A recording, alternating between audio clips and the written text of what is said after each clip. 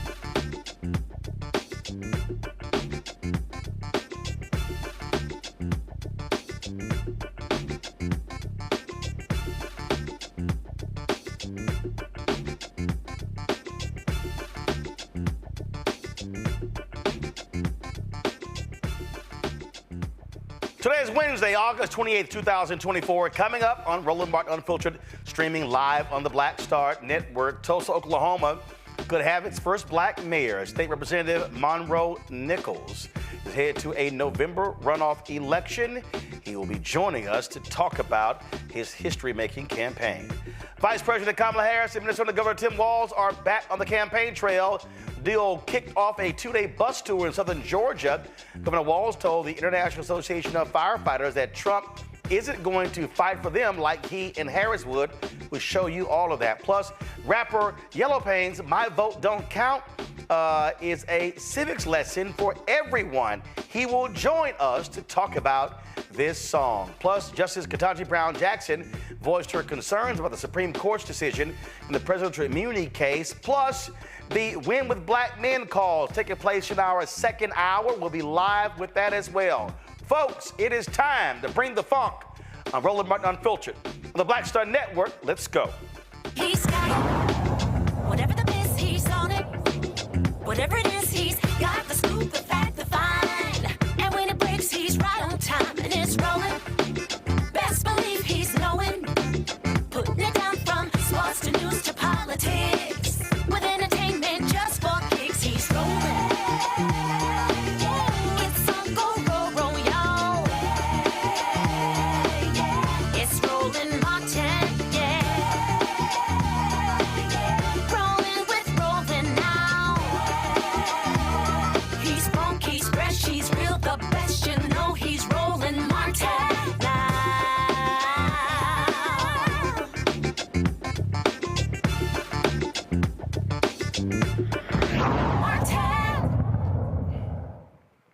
Folks, in 2016, he became the first African-American elected to represent House District 72 in the Oklahoma House of Representatives.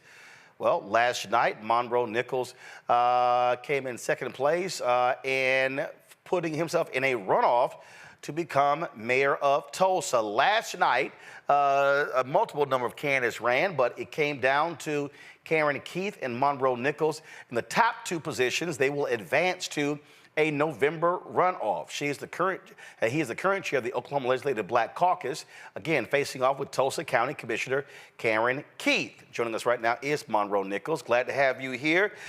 When we were in Tulsa in June, you spoke on stage there. You said to the audience there, if they turn out, this could actually happen. Well, now it's down to 2. What is your message between now and November to all of Tulsa, but specifically to African Americans about being able to make history on the same ballot that Vice President Kamala Harris is going to be on? I think first of all, thank you for having me on, and you just said it. And only one correction, Roland. We placed first last night. Okay. Well, when I went to sleep, you were second, and so they were still counting ballots. So there you go. Hey, the race is not given to the swift or the strong, but the one that endures. Well, you got to stay up, baby. You got to stay up. Hey, but I think going into November, it's really about problem solving. It's clear. I said when we were on the stage there at Legacy Fest, if our people go vote, we win. Our folks went out and voted. We won. And what we were able to do is bring that infectious momentum that no matter what part of town you lived in, we were aligned on the need to do things a little bit differently in Tulsa. And so I'm glad that we were able to perform well. When we started this race, we were 20 points down. Last night, we placed first in a primary or in a general that was very competitive, and it was all about problem solving, convincing people to go vote, letting them know their vote mattered for the future of this community. One of the things that on that stage we talked about, and folks can raise money, but you got to have ground game. Right. And so now the other candidates drop away. Now it's a whole new race. It's a reset. And so what are you saying to voters in Tulsa in terms of what your vision is for that city moving forward? Yeah, hey, like I said, we talked about solving problems from the start. We are in the midst of a homelessness crisis in this community. If you go to monroeformayor.com, you'll find our strategy to end homelessness as we know it by 2030. About some of the challenges we have with our state superintendent. We've been talking about how do we improve student outcomes and give kids a fair shot in Tulsa, Oklahoma. Again, that's on the website. We've talked about how do we get past some of these really stubborn issues, and I think people really aligned around that. We didn't have the most money by any stretch of the imagination, but to your point, we had the ground game. We went to neighborhoods. We were on doorsteps. We talked to people about solutions, and what we found was, it turns out, how long you've known somebody, how long somebody's been around is not the most important thing. People have a plan for the future and how they're going to meet the moment is the most important thing. And I think going into November with Vice President Harris at the top of the ticket, we're all going to be having this conversation about this new generation of leadership that is focused on problem solving. I think we take that message into November. We take what was a first place finish in a multiple candidate general election. We take that to the runoff. We make history. I become the first black mayor in this community. When we talk about Oklahoma, people say, "Oh, it's a red state."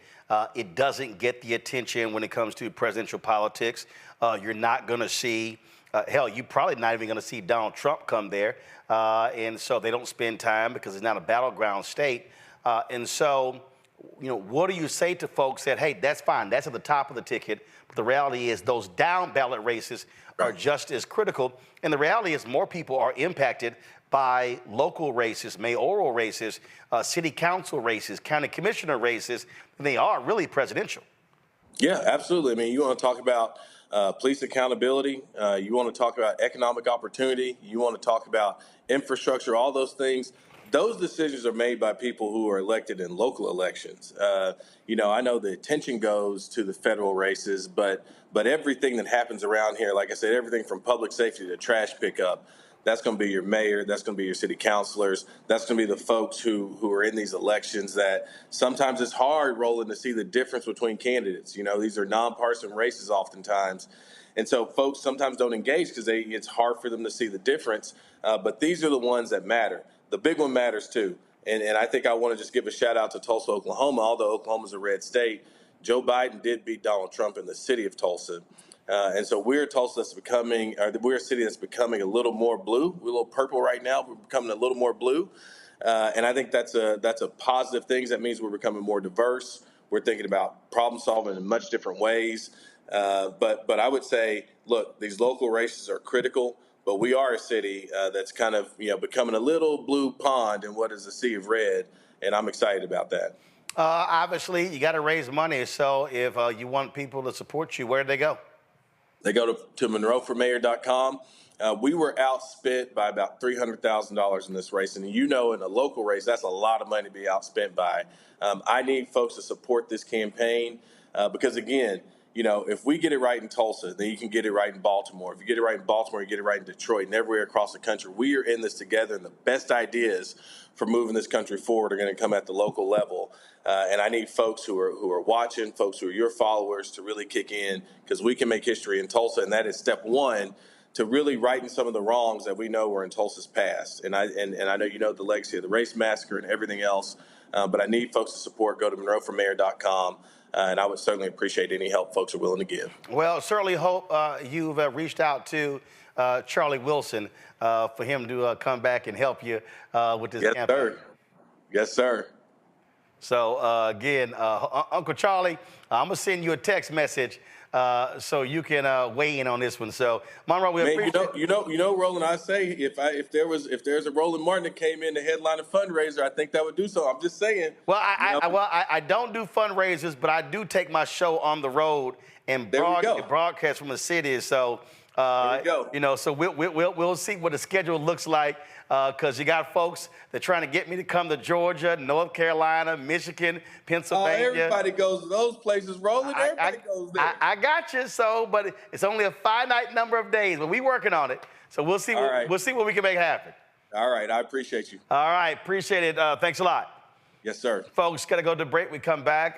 We'll talk more politics. We'll talk about a new poll also showing increasing Latino support for Vice President Kamala Harris. What will it take for her to win North Carolina and Georgia? We'll talk about that as well. Folks, you're watching Roland Martin Unfiltered on the Black Star Network. Now streaming on the Black Star Network.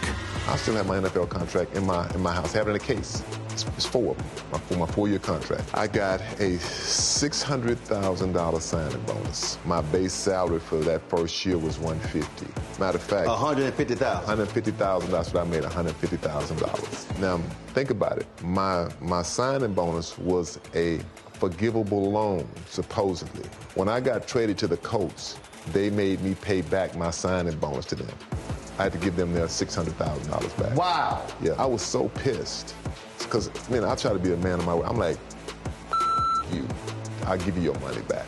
Even though I know I earned that money, right. I gave them their money back. I gave them their $600,000 back. But yet, I was this malcontent. I was a bad guy. I'm about the money. It wasn't about the money. It was about doing right. Because I looked at, because you look at contract. Look at John Elway. John Elway was making $1 million, $800,000. I was making $150,000. I was doing everything. And I'm like, but yet I was, I got so many letters, so I just play for free and all that kind of stuff. You don't forget that kind of stuff. Right. That stuff is hurtful.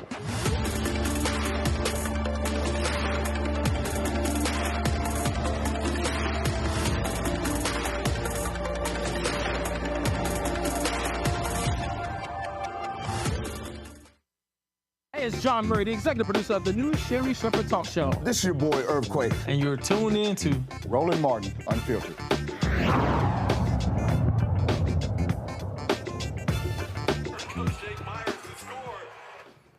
All right, folks, let's bring in our panel right now. Rob Patillo, host, People, Passion, Politics, News and Talk 1380 WALK out of Atlanta.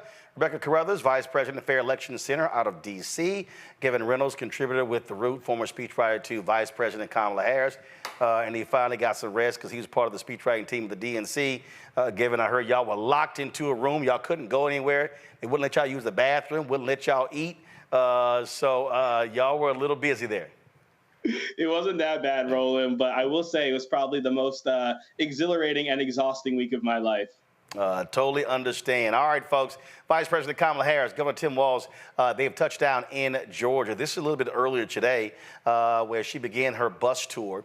And she was meeting with various folks today in the Savannah area. They've got a rally there tomorrow. When I look back on 2020, Robert, 2022, we spent a lot of time in Georgia. I mean, first of all, 2022 for the runoff, you know, we damn near moved to Georgia, spent 5 weeks there, living in the Airbnb, traveling all over the place. And the thing that was important is that as we were working with the Warnock campaign, is that we were not just locked into the Atlanta area. We literally went all over the state. We traveled all over doing the show in 2022, in 2022 from different locations, from Jonesboro, from Statesboro, in Athens, in Savannah, in all of those places.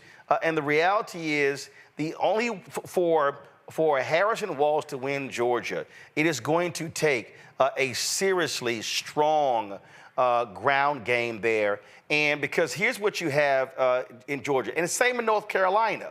You have significant black population in rural parts of the state that normally don't see candidates. Warnock is from Savannah, and so where they're going, but they're going to have, in order for them to win, and unlike 2020, you don't have Warnock and Ossoff on the ground. So you had all of that energy that was happening for Democrats in 2020. They have got to really spend time in Albany, in those type of towns where you have large black population, to drive those numbers up to offset the MAGA vote, because you know Governor Brian Kemp's, his machine is going to be on the ground for Donald Trump. You're absolutely correct. And actually, there's a Fox News poll that just released at the beginning of the show. It shows that in Arizona, Harris is up 50-49. In Nevada, she's up 50-48. North Carolina, she's down 49-50, so a 1-point race. And in Georgia, for the first time this year, she's up 50-48 on Donald Trump. And hold on, just hold it. I'm going to show it right now. And the exact same poll also shows that it's 50-49 in Arizona. Go right there. So again, you're seeing what's happening there. But the bottom line is this here. What you also have is what's going on with white voters, and that is Trump, significant percentage with white voters. But you're seeing how the latest poll, according to Matt Barretto, how she's even doing better among Latinos, and could very well, like right here, it shows 42% of the Hispanic vote for Trump. According to Matt Barretto, she could actually take her Latino support above 60 to maybe 65% and drop his numbers there. But that means, again, strong ground game. Exactly, and this is where that $540 million comes into play, because she can complete places that Democrats normally don't. I'm born and raised in Georgia politics, from Waverly Hall, Georgia, which is in Harris County, near Hamilton, north of Columbus, south of Talbotton. So I know the state. I've been to all 159 counties on 3 different campaign occasions. Trust me when I say this. Leave Metro Atlanta. You have to go to all the other black populations in the state, because in Metro Atlanta, we're used to big things. We're used to Super Bowl. We're used to World Cups, Olympics, etc. You go down to Albany, Georgia, to Fort Valley. You go to Oglethorpe, to Montezuma. You ride through Meriwether County on down to the border. Guess what? Those people have never seen a national politician and a national black politician come down there to get their votes. Those votes are to be had. They simply need someone to come talk to them. Yep. They're opening more field offices in the area. That has to continue. If you win Georgia and you win North Carolina, it changes the electoral map for the next generation. Because one thing that we're seeing with the Republican Party is Donald Trump has decided to not run as a Republican in the Republican race. He has decided the only conservative values that Republicans care about are tax cuts and racism. That as long as you provide them tax cuts and racism, they don't care about pro-life, they don't care about traditional family, they don't care about military, they don't care about foreign policy. All they care about is tax cuts and racism. Because of that, you're seeing a capping on his support. He's not going to drop below 43.5% of the vote, but he's also not going to get above about 47 or 48%. This is the opportunity that Harris has to close the door and close the deal. Do not do what Hillary did in 2016 and get profligate at the end and just disappear off the campaign trail. You have to push through. You have to rally your voters through. You have to be organizing not just with the Divine Nine and with the churches and with the traditional rights organizations. You have to be granular. You need to be down there with Fair Fight. You need to be down there with NSA and New Georgia Project. You have to be down in every single county and compete in all 159 counties, because remember, the last election came down to under 12,000 votes. So anywhere that you can find voters, anywhere you can shake the trees, and remember, we have a new Republican elections board that is working to suppress every vote that they have. So if you think you can win by 1 or 2 points, no, you got to win by 5 or 6 just to be safe for what they're going to be doing to try to contest the election. And look, I mean, this here is when you talk about, you know, the difference here with difference with the election. Here we go to my iPad. This, of course, was us in 2020. Well, you're not dealing with those sort of events now. That's not COVID, where everything was cars and we were sitting, I mean, folks were literally staying in their cars and as they were involved. And so it's going to require a different type of campaign. And this is also, Rebecca, where you maximize your surrogates. I can tell you in 2020, we had events where Portia Williams and Jermaine Dupree and others were actually traveling around the state, where they were going to those places. Warnock could not be everywhere. And so that, to me, is also how you deploy folks there. Black Voters Matter had rallies there. Actually, it's interesting, if I find it, I remember a Black Voters Matter rally where they had Waka Flocka and his wife. Now he's supporting Trump at one of those events. And so you have to really work the state. There were some black politicians. I was talking to someone, and several of them didn't know about the vice president's travels there in Georgia or what the plan was. And here's the other thing that people don't understand there. In a lot of those places, Rebecca, you've got black preachers who own very small gospel radio stations. In those towns, those stations are huge. Those black newspapers and outlets are huge. And so you've got to have, and this is what too often with these presidential campaigns, you can't bring in somebody from Ohio and plant them in Georgia. If you want to win Georgia, you need Georgians running the show because they know where the votes are and where the people are. You know, I'm listening to all these great things that Robert's talking about and thinking back to 2020 and then in 2022, but there are things that are different now. Fair Fight really isn't functionally around anymore. New Georgia Project, NSA is no longer there. Their next CEO, as of a month ago, is no longer there. So unfortunately, there is. But you got Helen Butler, you got Georgia Stand Up with Deborah Scott. You still got Black Voters Matter. So you got groups who are there, who are on the ground, who are doing the work. Yes, and that's what I was getting ready to turn to. You have Black Male Initiative. You have groups that are doing the work that haven't been as nationally recognized, and as much national money hasn't poured directly into those groups, because Fair Fight was the flashy one. New Georgia Project was flashy, but there are groups on the ground that are still doing year-round organizing on particular issues. They've been fighting back to get more people put on the voting rolls, not quite as fast, but, you know, trying to combat what Brian Kemp and his minions are doing with trying to purge and effectively put a thumb on the scale in terms of trying to get rid of the types of voters who are likely to support Kamala Harris candidacy versus a Trump candidacy. So there are moving parts and positive things that are happening in Georgia. But back what you were saying about these small radio stations, you know, growing up in a rural state, AM radio is so important.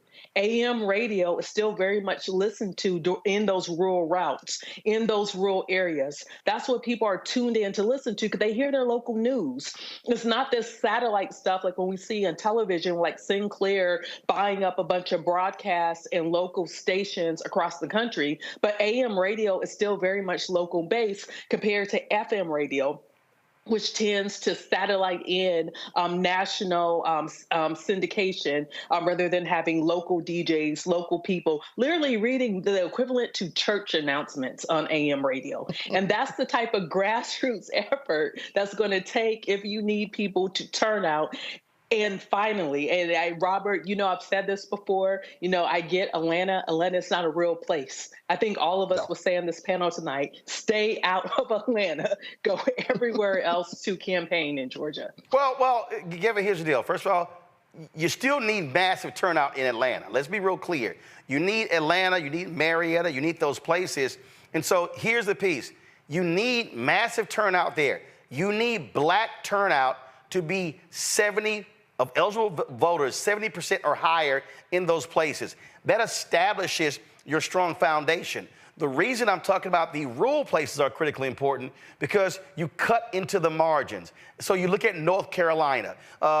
Then Senator Obama wins North Carolina about 14,100 votes. How did that happen? Massive turnout in rural North Carolina. And the Republicans were not running up in even Republican counties 70-30, 80-20, 90-10. Obama lost in several Republican counties by single digits. That's what you have to do. So yes, you must lock down your base, black voters, lock down Latino voters. If you're the Harris campaign, you want to be hitting 62, 65% of Latino votes, pushing Trump under 40. You want black turnout. You want to be at 85, 86, 90, but you want to cut into the white margins so he's not building up leads of 5,000, 4,000, 6,000. You want to shrink that to be able to give your chance Georgia and North Carolina.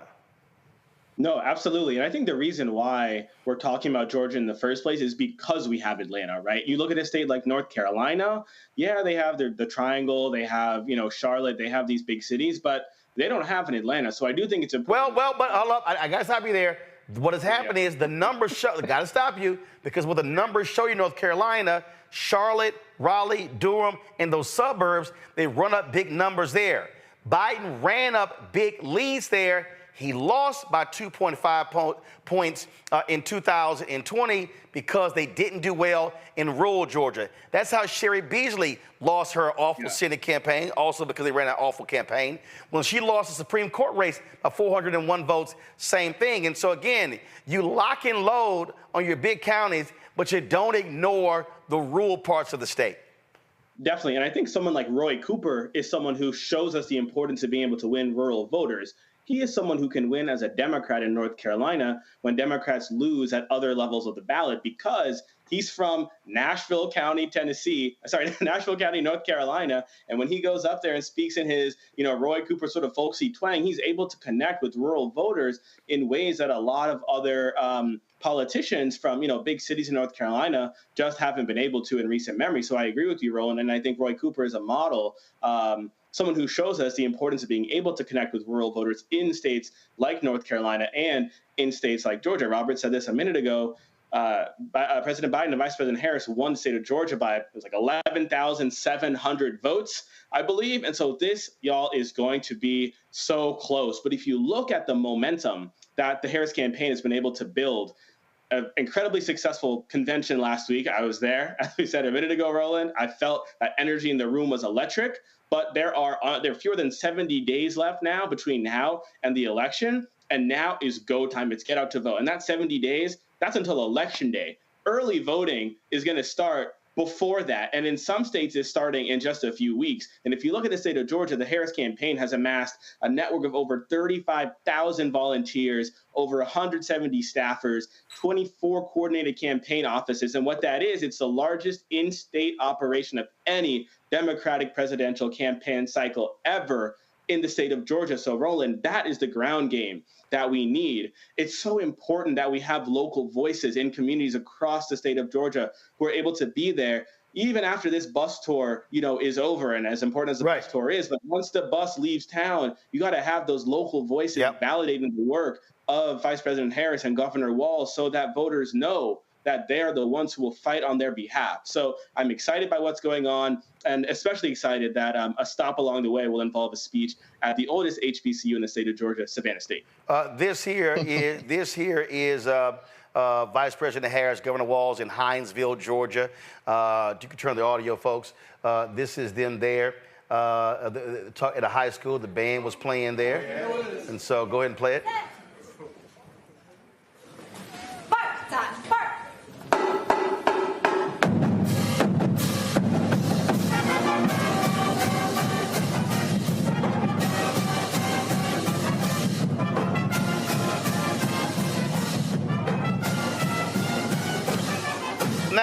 folks who are watching, they may say, oh, man, you're going to high school, the band is playing, but understand you're picking up local media attention in those particular places. You're getting, and trust me, when you see those young folks taking pictures with them, Robert, when they go home, they show their parents and grandparents, stuff along those lines, that kind of stuff means a whole lot. And again, when they leave, obviously they're going to leave, but that's where you then you have to come back, you got to touch him. You got to touch him. You got to be able to hit him. And then when you have those groups that are also grassroots groups, you know, when you look at for young voters, Tom Steyer's group, the work that they do. Again, when you look at those groups that are specific in Georgia, which is why we always say you got to fund those groups as well in order to be able for them to be on the ground. We did our Win with Black Men call. You know, some people were like, well, you know, why don't y'all not send all your money to the campaign? We said because we took $450,000 of that money and going to several groups to drive them on the ground to touch black men, because that's what you have to do. It all can't be TV ads. And Roland, on that point, people who aren't from the state, I would like to remind them that Atlanta and Georgia are two different places geographically. Don't confuse them. People from South Georgia generally don't like folks in Atlanta. We consider them to be the big city folks with bad attitudes who come down south to buy a watermelon and cordial and act like they too good to get out the car. And ain't no difference between Philadelphia, Pittsburgh, and the suburbs where they say the rest of Philadelphia, rest of Pennsylvania is Alabama.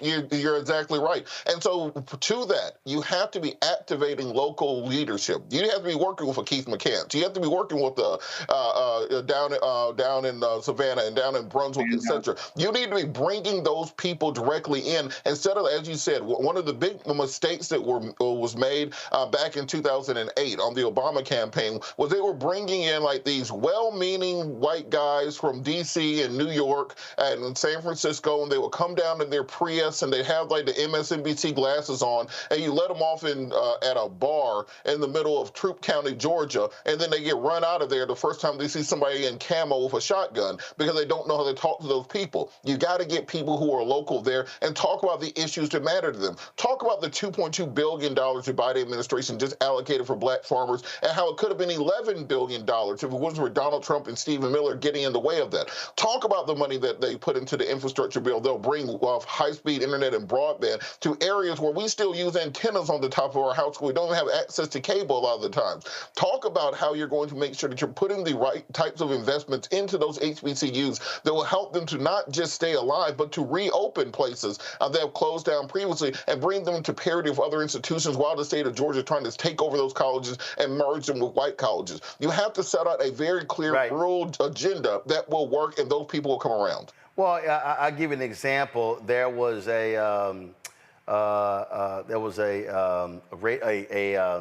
Atlanta radio station, and they had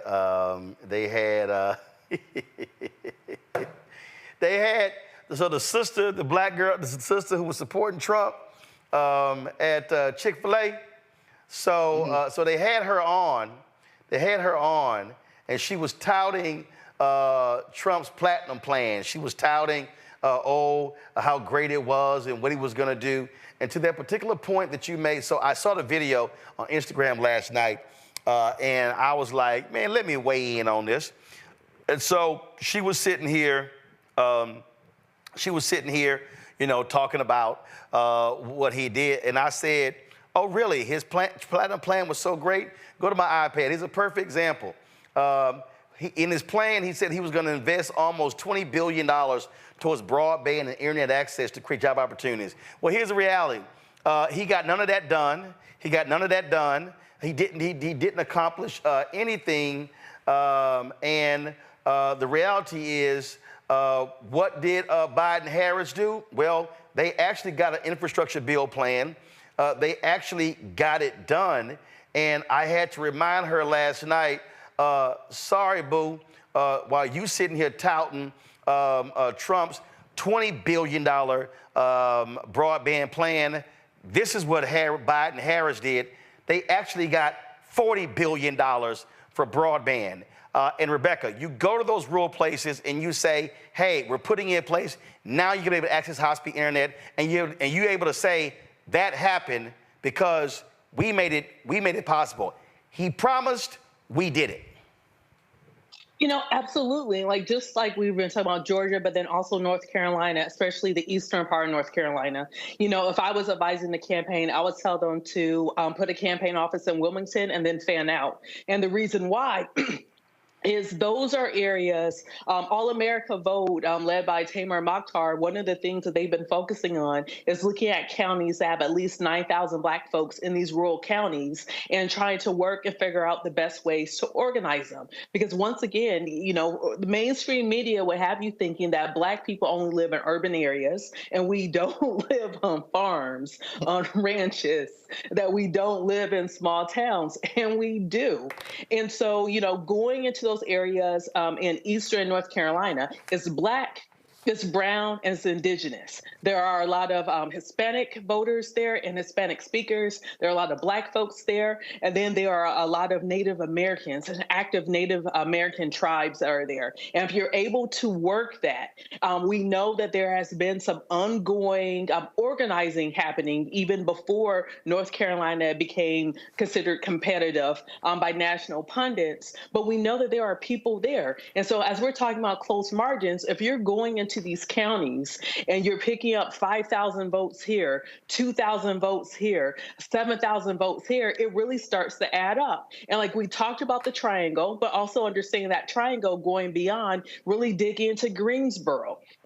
That's where North Carolina A&T is. That's where Bennett is. So there's definitely room. There's definitely a lot of people who are hungry and they want to hear joy. I know the New York Times today, they had commentary talking about joy is not a campaign. Joy is not a policy position. But one thing that we've seen historically is that in the fight against fascism, joy and hope actually wins. We can look at Augusto Pinochet. There was literally a joy rally going into voting down in Chile, and what we saw as Augusto Pinochet was removed from office. So we know through human nature, if you go out, talk to people where they are, if you're giving them a positive message, that wins every day over just doing television ads and then just preaching gloom and doom to them. So we know that there is room. This race is going to be very competitive.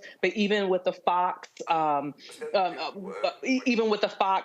that you all referenced, we still know that Harris is going to have to significantly outperform Trump in order to build up a huge margin. If there's one thing that's really getting on my damn nerves is all of these media people, and they're whining and complaining about, Harris doing interviews and bypassing media. I saw this clip earlier, and his brother, he's with the New York Times, and he was on CNN. I mean, let me play this for y'all, because I'm sorry, I just think he's dead wrong. Watch this.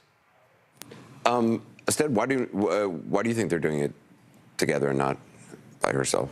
Well, I don't think it's a secret. Democrats over the last couple of years have increasingly thought that they can go directly to their voters, and I think have frankly been fairly slow to coming around to doing mainstream traditional interviews. We've heard the Biden campaign, now turned the Harris campaign, complain repeatedly about reporters trying to ask those type of questions, have stayed away from more traditional media interviews as they've tried to go to influencers, tried to go to podcasts that are more friendly venues for them, and they found real success with that. I think what is happening now, though, is there's an onus on Harris and Walz to differentiate themselves from the Biden ticket. There's open questions about what their vision would be, what their legislative priorities would be. And while the Democratic convention was an advertisement for the party writ large, a lot of the things people were saying on stage could have been just the same if it was President Biden as the nominee rather than Kamala Harris. What an interview does is put the onus on her, not just for the mastery of issues and kind of command of issues, but to lay out a vision. That is something that Kamala Harris has been fairly uncomfortable with. Speaking as someone who has interviewed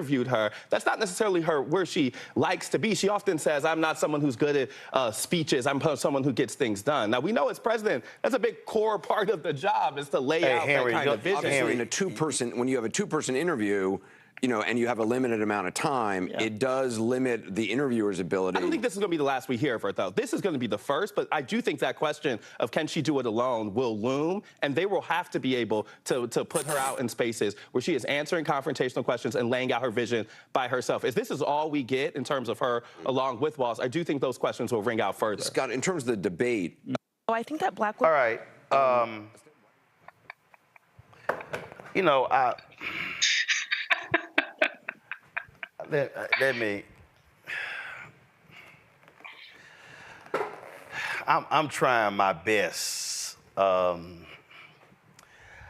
trying my best not to cuss. I'm trying, y'all. I'm trying my best not to cuss right now. I might end up throwing something. I'm trying not to throw nothing. So let me just rearrange stuff on the desk so I don't sit here and throw something. Because I don't like throwing stuff because then you got to clean up the stuff. So, okay, so this is my problem with what I just heard. First of all, the brother Usted is talking about, well, you know, I've interviewed her and when she's doing, you know, these interviews. Okay, so let me remind people of something. When he was interviewing her, she's the vice president. So therefore, she's supporting the policies of the president. So then when he's like, well, you know, if you watch the Dem convention, it was like a continuation of Biden policies. She's the vice president. Can we stop acting like she wasn't there? Can we stop acting like the policies of Biden-Harris have not been successful? Can we look at the economy? Can we look at bringing inflation down? Can we look at the infrastructure bill? Can we look at student debt relief? Can we look at these things and say, oh, I'm sorry, they've actually done some stuff that's worked. So why in the hell would you not continue some of that? But here's the other thing that's really pissing me off. And let me show y'all, and it's pissing me off because if y'all want to understand why Vice President Kamala Harris and her campaign are sick and tired of all of these whiny-ass media people, here's the bullshit right here. Mark Knoller, longtime CBS, should CNN have insisted on a one-on-one interview with Harris and turned down a joint interview with Harris and Walz? Too tough to walk away from, but first question to Harris ought to be, why couldn't she appear solo? Okay, let me show y'all this one here. This is Ari Fleischer, okay, whining and complaining, and here it is. Why is Walz there? Is Harris afraid to stand on her own 2 feet? Does she need Walz to take half the questions so she talk less? After refusing to do any interviews and hiding for a month, Harris still won't sit for a one-on-one interview. She is weak and not ready for the job. Okay, so y'all, this is all that they have been talking about. Okay, how about this here? Let me see here. Y'all just hold on. I just want to show y'all something.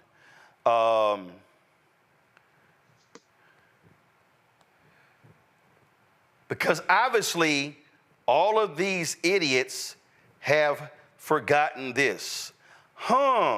Let me pull this up. Let me go to this right now. This is 2008. What is this? This is the CBS Evening News with Katie Couric. Come on, go to it. Who do you see? Sarah Palin, who was Senator John McCain's nominee for president. She's sitting in an interview. Let me just sort of scrub this. So, my God, who do I see right here? I see McCain and Palin sitting for an interview. Really? Yeah, sit for an interview. Let me go back here. So let me see about this here. Obama and Biden and joint interview. Let me see if I can come up with a moment where the two of them actually sat down for a joint interview. Yeah, it actually happened. It actually happened. Oh, let me also, if I go through here, you know what I'm going to find? I'm going to find video of Mitt Romney and guess what? Congressman Paul Ryan sitting for a joint interview. And I'm also going to find? I'm going to find Donald Trump and Mike Pence sitting for a joint interview. I'm going to find by Hillary Clinton and Tim Kaine sitting for a joint interview. And I'm also going to find, I'm actually going to find Trump and J.D. Vance sitting for a joint interview. So I'm sorry, help me out. 2008, 2012, 2016, 2020, 2024, the nominee as well as the VP pick have sat down for joint interviews on both sides. So, Gavin, why in the hell all of a sudden it's like, oh my God, goodness, the walls are coming down because Vice President Kamala Harris is just doing the exact same thing that Trump, Obama, Biden, Hillary, McCain, all of them did? Well, I guess, what does she have that they don't have in common with her? I wonder what. Maybe it's that she's a black woman. And maybe it's that the level of scrutiny that we've seen for Vice President Kamala Harris since before she was even picked by President Joe Biden to be his running mate has been unparalleled. You really think that that the reporters would be saying, oh, this, Mitt Romney, John McCain, not up to the job, not ready for the job. Guess what? Hold on, you keep talking. Go to my iPad while you're talking, and I want to show y'all. Here we go. Here we go. There it is. Hold up. Here we go. Here we go. Okay, what's the big deal? Gavin, go ahead. The thing is, I don't know if people realize it, but Kamala Harris has been in public service since, well, I won't give a year, but Kamala Harris has been in public service for longer than John F. Kennedy was by the time he became president. Kamala Harris has had one employer throughout her whole entire career, and that's been the American people. She served as a prosecutor in the Bay Area. She served as district attorney of San Francisco. She served as a United States senator from California. I skipped over AG of California, and now she's vice president. So I'm really not sure what else the media is looking for from her before they can say that she's ready for that. Because here's what they're doing, Rebecca, and I saw you shaking your head when we were playing the video. Here's what they're doing. J.D. Vance and the Republicans started this talking point.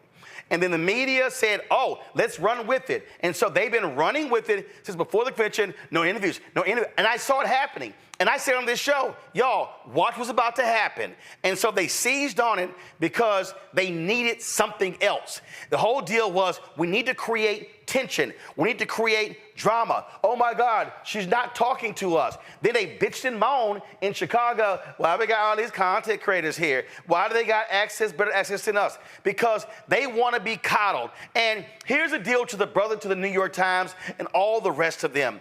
Guess what? Y'all don't get to run this shit anymore. Y'all are no longer the gatekeepers. In New York Times and the Washington Post and CNN and the Wall Street Journal and USA Today, y'all no longer get to control how people get access. To everybody who's watching, let me explain to y'all the real secret in media. All of these outlets, national newscasts, local newscasts, they actually had their stories and their lineups determined by what was in the New York Times and the Washington Post and the big outlets and the daily newspapers. Well, guess what? You don't have to do that now. You now can actually reach millions of people via podcasts, via blogs, via social media, via Instagram and TikTok. And why they're angry? Because they no longer get to control access. They no longer control the information. So that's why when the New York Times writes a bullshit headline, they get called out. Because folks like, that's trash. That's why the New York Times has been pissed off of, Rebecca, for 4 years because President Joe Biden hasn't given them a one-on-one interview. Joe Biden basically says, New York Times, kiss my ass. So is it a Stead or a Steed Wesley? A Stead Wesley? Yeah, a Stead. I don't know what the hell. A Stead something. Yeah, so here's the thing. It's really rich with what about. First, his first issue saying, oh, they're talking directly to voters, as if that's a problem. That's the job of a candidate, is to talk directly to voters. The other thing is the interview that he did and the article that he referenced, I actually read that article, and it was extremely bad. It was very poor journalism, and it read like a text. Oh, yeah, I saw that article as well, and yeah, it was awful. In search of Kamala Harris. Yes, in search of Kamala Harris. So what these people are doing are letting you know who has been backstabbing and planting these fake stories in the media that has been bad-mouthing her for the last 3.5 years. We saw her first year. We saw her second year. If you notice, all the Beltway and the Inside and the Access Journalism journalists have been the ones who have been the sources, in my opinion, for some of these stories. They didn't even name names where they were getting information. They were just quoting each other. And so Steed is part of that class. New York Times peddles an anti-blackness, and Steed is showing that he buys into some of that anti-blackness too. So it's very laughable hearing him complain on CNN, oh, we're not getting access. I was also in Chicago last week. 15,000 media credentials was passed out.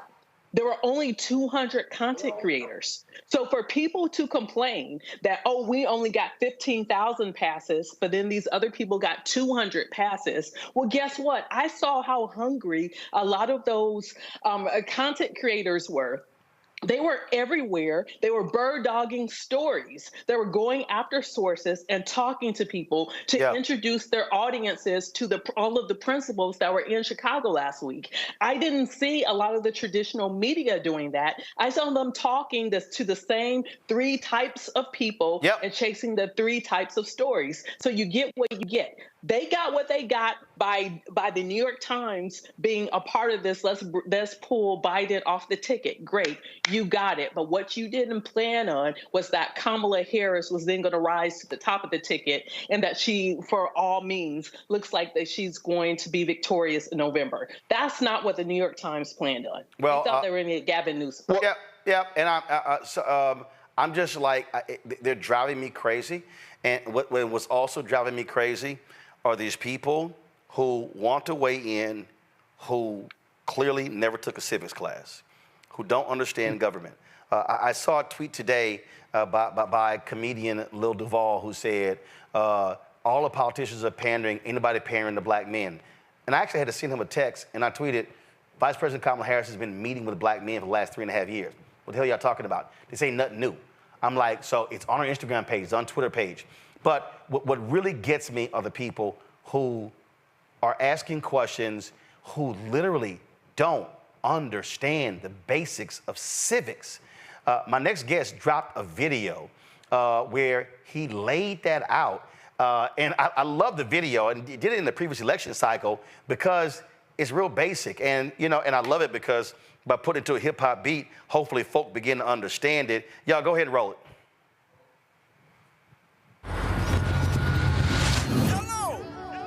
I know the world won't give me nothing, so I gotta take it. And I know it's a way we can win. Why won't nobody say it? It don't matter where we from, suburbs or the slums. They don't wanna see us winning, they'd rather keep us down. Could have a war, but we don't know how. Don't let them tell you that your vote don't count. Well, he was in office for 8 years, bro. Still ain't getting nothing done for it. Bro, you and me done worked at this barbershop them whole 8 years, bro. They don't care about us, bro. No, that's facts, though. I really don't even remember the last time a president did something for us, to be honest. Yeah, I ain't trying to go out in that sun and vote. Bruh. You literally don't know what you're talking about, man. First thing first, back in middle school when they taught us it was 3 branches of the government. We forgot it when we got older. It's the judicial, the legislative, and executive. But all we know is the executive. That's the mayor or the governor and the president. Now, none of them 3 people make no laws. They just be checking them. The laws come to their desk and all they do is say no or yes to it. So when the news station tried to tell us that Barack Obama couldn't put us on, we was all salty at Obama when it was the Congress members all along. We gotta focus on the legislative branch. Yeah, they the ones that make the laws. Yeah, they the ones write how much food stamp money you get on the card. But when people that wanted to help us wanted the job, I know they probably lost. Cause we ain't even know their name, we ain't know their face, we ain't know it all. So the Congress or the State House, that's legislative, they make laws. So what we want from the president is what they do, okay, y'all? See, they election every 2 years, but we don't never even go to those. The Congress, they can raise minimum wage, but we ain't even really know it, though. So you know how back in 2008, when we all voted for Obama, we was all supposed to go back in 2010 and vote for the Congress. Cause they the ones make child support laws. They the ones choose if your kids at school get to eat steak or corn dogs. The State House make the court calls. So if the country failed, then you can't say it's them, it's your fault. Cause y'all ain't know to vote for Congress members that was for y'all. And they don't gotta leave after 4 years, and we just let them sit. See, they don't wanna tell you this, they want you to focus on the president. Now the third branch is the judicial, that's judges. They the reason why John Crawford and Trayvon ain't had justice. So when Meek Mill got locked up just for popping willies, we blame the judge and not the city when they let her get voted in, cause they ain't know who to vote against. Imagine life on the other side. Roads better, schools better, everybody get their license back, grocery store food better, custody of your kids back, homeless people get new shelters. If we gon' fix the U.S., we gotta start with them 2 letters, me and you. Somebody told us that the government wanna keep us broke, but the only reason why those people in the government is cause we ain't vote. And I ain't talking about the president, I'm talking about the ones we ain't know. See, they was gonna try to keep it low, but it's gonna hurt them when they see the polls. I know the world won't give me nothing, so I gotta take it. And I know it's a way we can win, why won't nobody say it? It don't matter where we from, suburbs or the slums. They don't wanna see us winning, they'd rather keep us dumb. Could have a war, but we don't know how. Don't let them tell you that your vote don't count. Folks, that was rapper YelloPain. The video is My Vote Don't Count. He did that with my girl, 7th Streeter. He joins us right now. Man, you have no idea. When I first saw this video, I was like, oh my God, thank goodness. And when you laid out in the video, y'all didn't come back in 2010, and that's when they took over. When they took over, I remember sitting on a set, bruh, at CNN that night, and it was horrible. I'm sitting there, and Eric Erickson with RedState.com, major conservative, giddy as hell. He was sitting here, he was just sitting there going, we flipped 16 state legislatures. We flipped governor's mansions. They took over. He was sitting there, I was sitting there, and I was like, shit. And it was there. And it was after 2010, North Carolina, they started changing the voting laws. And then Shelby v. Holder, and it was all downhill. Democrats lost more than 1,000 seats all across the country because folk was so hyped about Obama, they forgot, as you laid out, the rest of the political infrastructure. Yeah. So when you did this video, what year did you do this? The video was in 2020. Did something piss you off, or you were like, yo, I got to do this?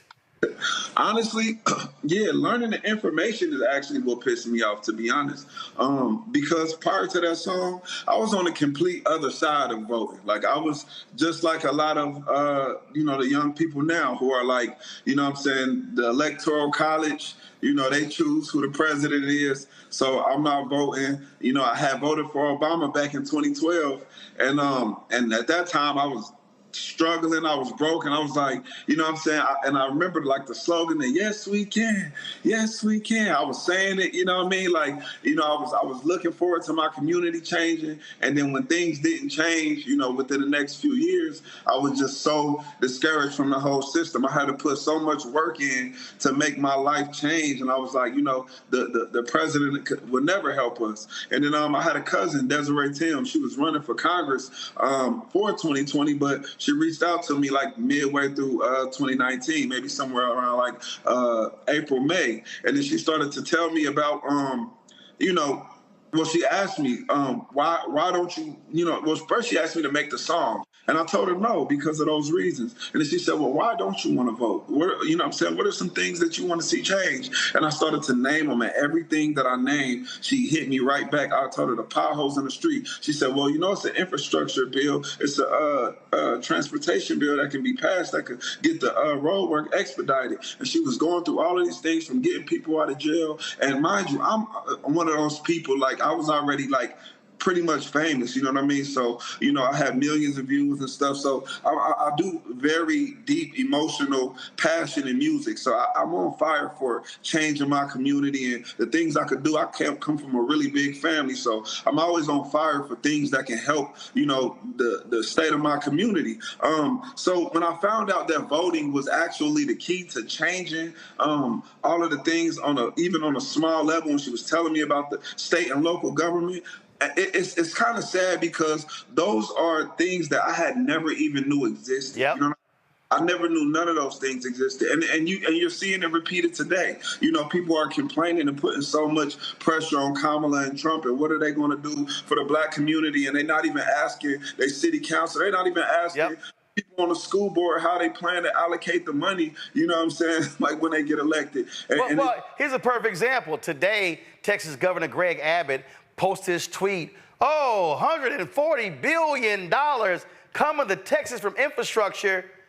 His punk ass didn't say, thank you, Joe, thank you, Kamala, because it was the infrastructure bill that they passed that money comes to Texas. And you people say, well, man, look at Abbott doing a great job. No, that money didn't come from him, came from the federal government. And so it's so important, because, listen, my parents were founders of a civic club. So I literally saw this stuff up close and personal when I was 8, 9, 10, 11, 12. So I lived it my whole life, on the ground, basic community-based stuff. And you're right, so many people just have no clue. And then they look at you like you're crazy, like, what you talking about? The president controls everything. I'm like, no, they don't.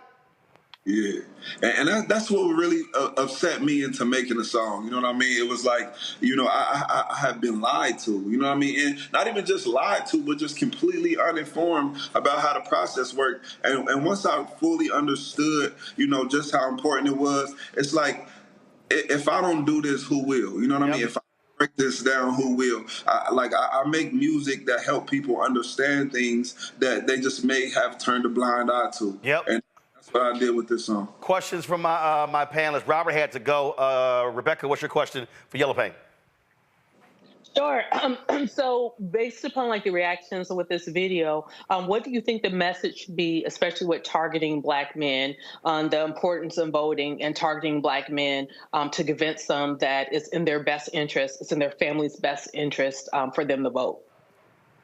I think what the turning point for me was, and what I think the turning point will be for a lot of other Black men, is instead of telling them, we're always telling, you know what I mean? We're always saying, go vote, go vote, go vote. But they don't know why they should vote. Yep. I mean, they have no idea why they should vote. And trust is everything. And right now, it's in short supply. You know what I mean? Many voters feel like the system doesn't matter. They're not understanding, you know, promises feel empty. It's police brutality and, you know, economic inequality, all type of things. So I think the biggest thing that we need to do is ask them. That's what we need to do. Ask them individually. What are some things that you want to see change? You got people who got friends that's incarcerated for crimes that are nonviolent, that happened 20 years ago. And there are people on a state level and on a local level who can change certain things. And if we're not, and even presidential, but a lot of times we don't know where these individual issues are allocated. And if they don't know, they'll always be discouraged. They'll never know how it can directly affect their lives. There are things in people's lives that can be changed almost immediately after an election, depending on who's elected and who's not elected. But if the whole focus is on the president, things may never change. What I do is when I encounter people, I ask them, what are the 3 things you care the most about? Yeah. The 3 things I tell them, and then I say, now, let me explain to you on that particular issue, who's primarily responsible. Yeah, school board, city council, county government, state or federal government, and walk people through that way. Gavin. Hey, man, no, thank you for using your platform to speak up on these issues. And I think this is the work that'll really make a difference in November, but way beyond that. So I guess the question I have for you is, what advice would you have to candidates up and down the ballot who are trying to build trust with, Black men, let's say? Do you have any tips for how they can actually, make meaningful relationships and build trust so that, our people are receptive to the messages that they're being told? Well, I think the first thing is to stop running a fire drill. You know what I mean? But we don't see candidates until every 4 years. And, like I feel like years ago, like prior to social media, it was a lot easier to kind of like trick people a little bit. But now people not dumb. You know what I'm saying? We're not seeing you for years, and then out of nowhere, this is the most important election of our life. I've heard that every single election. There has not been an election in my lifetime that I didn't hear a candidate out of their mouth say, this is the most important election of your lifetime. So first off, I think it's not a short-term game. You know what I mean? It's not about trying to hurry up and convert these people for votes. What should we do to talk to the Black men? First off, we have to start younger, because a lot of people right now, they're so like into their own like ideologies of how things work, and we're trying to convert these people, that we got a whole group of people that are 14, 15, 16, 17 that'll be able to vote soon, and we're not even targeting them. No, we're not teaching and educating them. So I think we need to A, start younger, B, do what we said, and ask them, what they need, the things that they want to see change. And I think we have to start education. We have to educate them on how the system works. You know what I mean? Without education, we're going to always play a blame game. You know what I mean? And we need to let them know one thing for sure is that not voting is still voting. You know what I mean? You are making a conscious choice, and let them know that there are people that have your life in their hands, and people that are controlling everything about your life, from the water you drink to the air you breathe to the trash pickup to what your kids eat in school. We got to make it practical. We got to bring it to their front door and let them know. Teach them the system. Because honestly, if I was never taught the system, I would be the same person I was in 2019 when I was telling my cousin, listen, I don't want to hear all that. Everything I got on my own. I got it out the mud. No presidential candidate, nobody in the office ever helped me. I did this. This is my, you know what I mean? And at the end of the day, it's not all economic. I think that's another big thing, is that we put so much energy into the economic things. Right. Secure the bag. Secure the bag. That when people start to say, well, I don't need the president, or I don't need I don't need to focus on voting because I know how to get money, and then abortion laws get reversed, and it's like, oh shit, what happened? You know what I mean? It's because we don't know what's going on. So I think education is one of the most important things. Absolutely. YelloPain, last question for you, have you endorsed anybody? Are you choosing not to?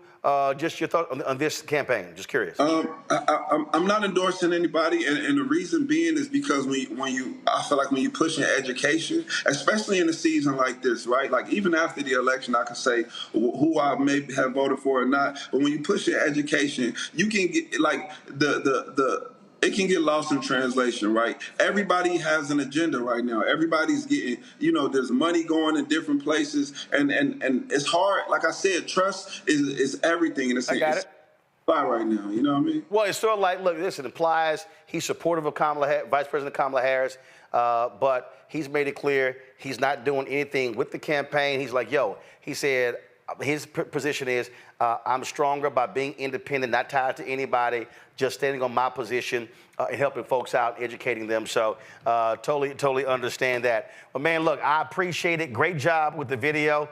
Don't be surprised if we run it again, because I think more people need to see it and hear it, because listen, you're right. What you laid out in that video, I travel this country, and every city I go to, I hear the exact same thing, and you got to walk people through to get them to understand exactly how this whole thing works. And so, brother, I appreciate it. Thank you so very much. I'm about to jump on our Win with Black Men call, so they're waiting on me right now, so I'm about to hop over there. And so I appreciate it. Welcome back to the show anytime. Thank you for having me. I appreciate it. Thanks a bunch.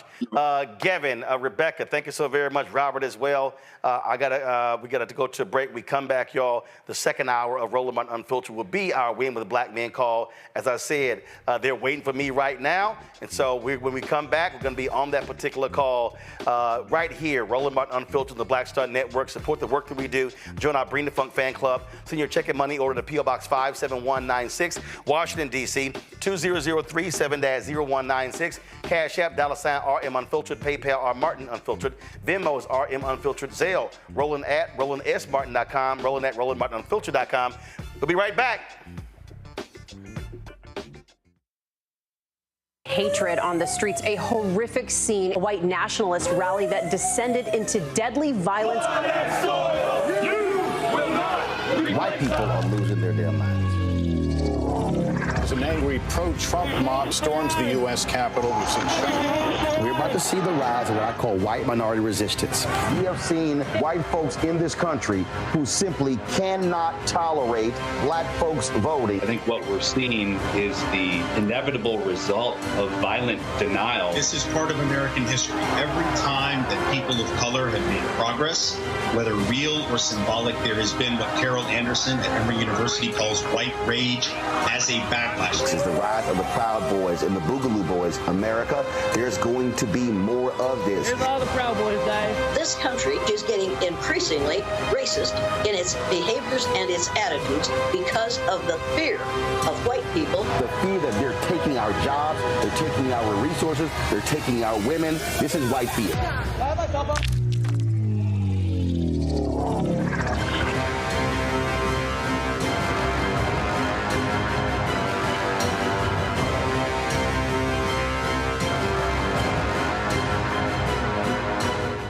Talk about blackness and what happens in black culture. We're about covering these things that matter to us, speaking to our issues and concerns. This is a genuine people-powered movement. There's a lot of stuff that we're not getting. You get it, and you spread the word. We wish to plead our own cause. Too long have others spoken for us. We cannot tell our own story if we can't pay for it. This is about covering us. Invest in black-owned media. Your dollars matter. We don't have to keep asking them to cover our stuff. So please support us in what we do, folks. We want to hit 2,000 people, $50 this month, raise $100,000. We're behind 100,000, so we want to hit that. Y'all money makes this possible. Check some money orders. Go to P.O. Box 57196, Washington, D.C. 20037-0196. The Cash App is $RM Unfiltered. PayPal is R Martin Unfiltered. Venmo is RM Unfiltered. Zelle is Roland at RolandSMartin.com. Next on The Black Table with me, Greg Carr, we featured the brand new work of Professor Angie Porter, which, simply put, is a revolutionary reframing of the African experience in this country. It's the one legal article everyone, and I mean everyone, should read. Professor Porter and Dr. Valencia Watkins, our legal roundtable team, join us to explore the paper that I guarantee is going to prompt a major aha moment in our culture. You crystallize it by saying, who are we to other people? Who are African people to others? Governance is our thing. Who are we to each other? The structures we create for ourselves, how we order the universe as African people. That's next on The Black Table, here on the Black Star Network. Now streaming on the Black Star Network. I still have my NFL contract in my house, having a case. It's 4 of them, for my 4-year contract. I got a $600,000 signing bonus. My base salary for that first year was $150,000. Matter of fact, $150,000. $150,000. That's what I made, $150,000. Now think about it. My signing bonus was a forgivable loan, supposedly. When I got traded to the Colts, they made me pay back my signing bonus to them. I had to give them their $600,000 back. Wow. Yeah, I was so pissed. Because, I try to be a man of my word. I'm like, you, I'll give you your money back. Even though I know I earned that money, right. I gave them their money back. I gave them $600,000 back. But yet, I was this malcontent. I was a bad guy. I'm about the money. It wasn't about the money. It was about doing right. Because I looked at, because you look at contract. Look at John Edwards. God, John Edwards was making $1 million, 800,000. I was making 150. I mean, I was doing everything. And I'm like, but yet I was, man, I got so many letters, so I just play for free and all that kind of stuff. I mean, you don't forget that kind of stuff. Right. That stuff is hurtful.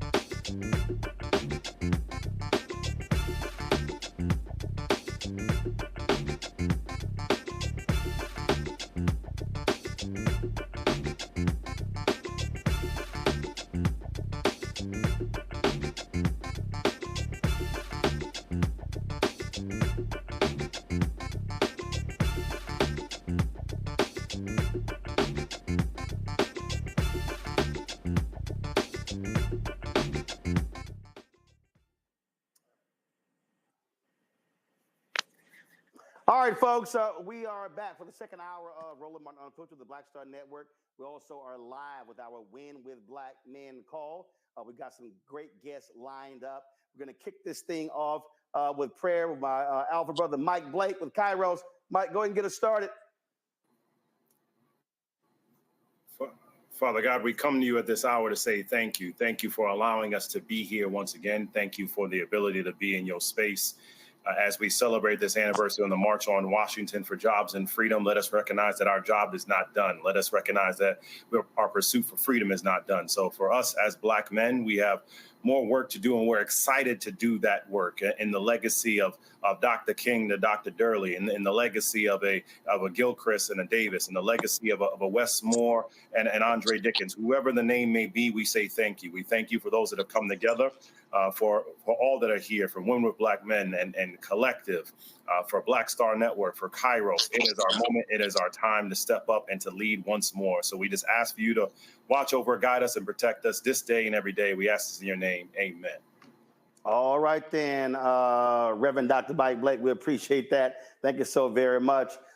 Folks, we've got some great guests lined up, including Lieutenant Governor of Michigan, Garland Gilchrist, Lieutenant Governor of Pennsylvania, Austin Davis, and also Congressman Stephen Horsford, chair of Nevada, chair of the Congressional Black Caucus, who's also been named today co-chair of the Harris-Walz presidential campaign. Of course, this is our Win with Black Men call. We've had a couple others before, but of course, we've been making this thing happen. I want to bring in right now Khalil Thompson, the executive director of Win with Black Men. Khalil? Roland, so good to see you. So good to see you. How are you, sir? Great.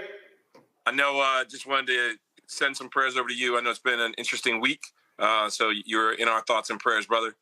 I want to start this call off by letting everybody know this is a monumentous occasion in history. Today, on August 28, 1963, was the March on Washington.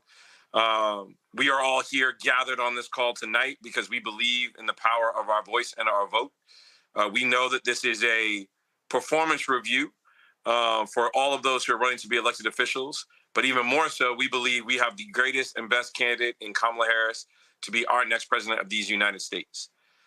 Tonight, we're going to hear, as our host and moderator, Roland Martin, said, some dynamic speakers from Lieutenant Governor Garland Gilchrist, Lieutenant Governor Austin Davis of Pennsylvania, and Gilchrist from Michigan. I know we have Jevine Hodge and CBC Chairman Congressman Horsford is going to be on shortly. Again, just excited for everyone to be here. But want them to be on the lookout. Today, we sent our resource email out, the top 5 things that you should know about Kamala Harris and the Walz campaign. We're going to be hearing from voter protection from that campaign and what we need to do to protect our vote going into this election cycle. But again, I'm really excited for all to be here. My team member, Mike McQuarrie on Women with Black Men, is going to take this conversation over for the rest of the night. But excited with my co-hosts, Michael Blake, Quentin James, Bakari Sellers, and Roland Martin to be in this work with each and every one of you. All right, appreciate it. And so what Khalil was representing Thursday, my sister, Kenya Martin Williams, passed away at the age of 49. And so I'll be headed to Houston tomorrow for her funeral on Saturday. So I certainly appreciate all the thoughts and prayers as well. Let me go to Quentin James, president of the Collective PAC, as well as the Vote to Live Action Fund. Quentin? Hey, Roland, everybody. Thank you all so much for being here tonight. As Khalil mentioned, this is a historic day, and we are on a historic march towards this election. The biggest thing I want people to know is we are now entering election season. While election day is November 5th for most Americans, folks start receiving ballots next week. In North Carolina, people requested absentee ballots by mail. Early voting starts in Pennsylvania on September 16th. And so we are literally 10, 20, 30 days away from people casting ballots in some of the most important swing states. And so over the next few days and weeks, you will be getting text messages, emails about volunteer opportunities. We will need you all to help us make tens of thousands, if not hundreds of thousands of phone calls, text messages, and even knocking on doors to target the right Black voters to turn out and vote for Kamala Harris. And so we'll have more information about that in the next few days. But again, thank you all for having me. Thanks for being here. We'll get a little bit more into the conversation throughout the evening. All right, Quentin, we surely appreciate it. Thanks a lot. Joining us right now, Bakari Sellers, author, commentator on CNN, and also attorney. Yeah, what's going on, guys? Bakari Sellers here. Roland, I want you to know that you are somebody we look up to and adore, and during times of need and times of prayer. It's groups like this that lift you up, and I want you to know that we're lifting you up in prayer. I love you. I love your family, and I hope that you can feel my prayers probably won't make it all the way up, and so I'm going to have the twins pray for you tonight, so I make sure that we get through at least. I appreciate it. I love how we had Michael Blake out here praying as well earlier today. I won't tell him that I tried to drink all the tequila in his club on last week at the DNC. But look, guys, the rubber's meeting the road right now. These calls have gone from, kind of kumbaya, this is our candidate, let's mobilize, let me tell you the reasons why, to activation. There are action items we must take. We must realize the deadlines to register people to vote. We must understand the early voting deadlines. We must gas up the buses, the church buses, the D9 buses, the showing up at the high school football games, the homecoming games, our alumni associations, all of those things. Now is the time where we must turn it up. I can tell you that I do believe that the Vice President of the United States is keenly aware of these calls and hopefully will be joining us in the near future. But regardless of what is happening on the campaign, we must continue to lift. I'll share one little nugget with you. Here in South Carolina, at the University of South Carolina, much to the chagrin of myself and Joe Tecca and people like Steve Benjamin, they are having and pardon my language, Reverend Blake, but they're having a roast of Kamala. They spelled it Cumala. On the campus, housed on the campus of the University of South Carolina. I tell you that Milo Yiannopoulos, or whatever his name is, the former chief of staff for Kanye West, and one of the more misogynistic, racist, xenophobic individuals we've ever heard of, and Gavin McInnes, who is and I may be pronouncing his last name wrong, the founder of the Proud Boys. They are going to college campuses to try to mold these young minds and just talk in the most derogatory terms possible. But this is an opportunity where we as Black men can stand firm, can stand and lift up these young folk, can be in a position, and I will send information out, particularly through Quentin and Michael, about how we can help mobilize these younger groups. The NAACP at the University of South Carolina is doing great work there, but it's just, if you think it's bad, like I've always told people in South Carolina, one of the things that we say is that when they go low, we go to hell. And so we're going to have to meet them there just to fight for our sister Kamala Harris.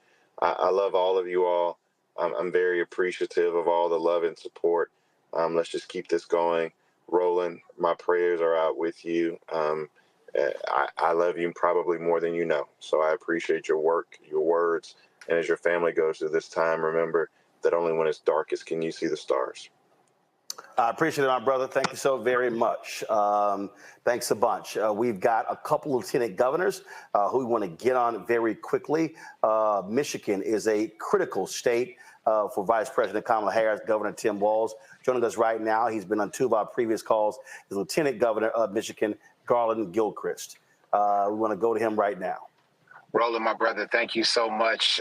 Thank you to Bakari, to Quentin, to Michael, to everybody who came together to host this, Blake. Thank y'all so much for the leadership you show, for bringing Black men together for this important movement at this important moment in our present and in our history and in our future. I'm Garland Gilchrist, Lieutenant Governor of the great state of Michigan. I wanted to give you a quick update on, I'm a little bit biased, but I think this is a state that will be pivotal to deciding this election. And so I want to let folks know a couple of things. The energy continues to be really incredible in Michigan, coming off of when the vice president and the governor came here a couple weeks before the convention. People are riding high coming off of the convention in Chicago. But now, as we wake up here on another day in Michigan, there's more voters to contact and more work to do. I'm kind of taking the lead role in making sure that we are reaching out to Black voters in the most effective way possible and to our younger voters in the most effective way possible. Michigan has made some big changes in the last 2 years with the Democratic trifecta that we have alongside me and Governor Gresham Whitmer that I think are going to make a difference for voter turnout that we have to take advantage of. First and foremost is that, absentee voting is going to start in Michigan the day after my birthday, September 26th. And so we want to make sure that as many people are requesting absentee ballots in our state as possible. We have our organizers trained up and ready to do so. The second thing is that we implemented early voting here in the state of Michigan, 9 days of early voting. So we're encouraging people, for those who may not vote absentee, but to go and vote early so that votes can be already cast and ready to be counted quickly on election day. Because it's important that we really leave no doubt about this Michigan victory. And the bigger that it is, the less susceptible it will be to the inevitable legal challenges that are going to come from it. But the third thing that really inspires me about what we're seeing in Michigan is this unprecedented energy from young voters. So we passed a pre-registration law so that 17-year-olds can get registered to vote ahead of their 18th birthday. And Michigan actually has now almost 80% of our 18-year-olds registered to vote. A bunch of them have signed up to register to vote just in the last 5 weeks since the vice president ascended to the top of the ticket. That's exciting because I think that most of those young people are coming in prime to vote for the vice president. But now we got to do the work to actually organize and meet them where they are and talking to them. And so I'm meeting those folks where they are all across the state of Michigan, in the city of Detroit where I live, in places like Flint, Michigan, and Benton Harbor, Michigan, where a lot of Black folks live, but also in places in rural Michigan where these younger voters are hungry for a clean energy future that we can deliver to Michigan and in America. So I'm really enthused and encouraged by that, but registered voters aren't good enough. We need to have actual voters, mobilized voters, engaged and informed voters. And the resources that come from a call organized like this one help us be able to build the team, to build the squad, to do the work, to reach the people, to have the conversations that frankly only we can have, to not have a generic conversation about voting, but a real conversation about power, a real conversation about the future, the future that you want to see, the way that voting can help you get there, that it is one step to take to seizing the power that you already have, and know that we're going to try to be a model for that here in Michigan. I'm hoping that as many people as possible on this call actually make it their business to come see me in Michigan so we can organize, mobilize, and energize more and more people. I have events happening through September and October that I'll make sure that the team is able to make folks aware of. We've had surrogates coming in already, and we'll see more and more as we go forward. So just thank everybody for being open to that, willing to step in and stand tall alongside us here in Michigan. As Michigan goes, so will go the country, and we plan to go for Vice President Kamala Harris. So thanks, Black men, for stepping up and being you. Lieutenant Governor Garland Gilchrist, we certainly appreciate it. Thanks a lot. Let's go to another Lieutenant Governor, folks, in a battleground state that is Pennsylvania. Joining us right now, Lieutenant Governor Austin Davis. How you doing, Doc?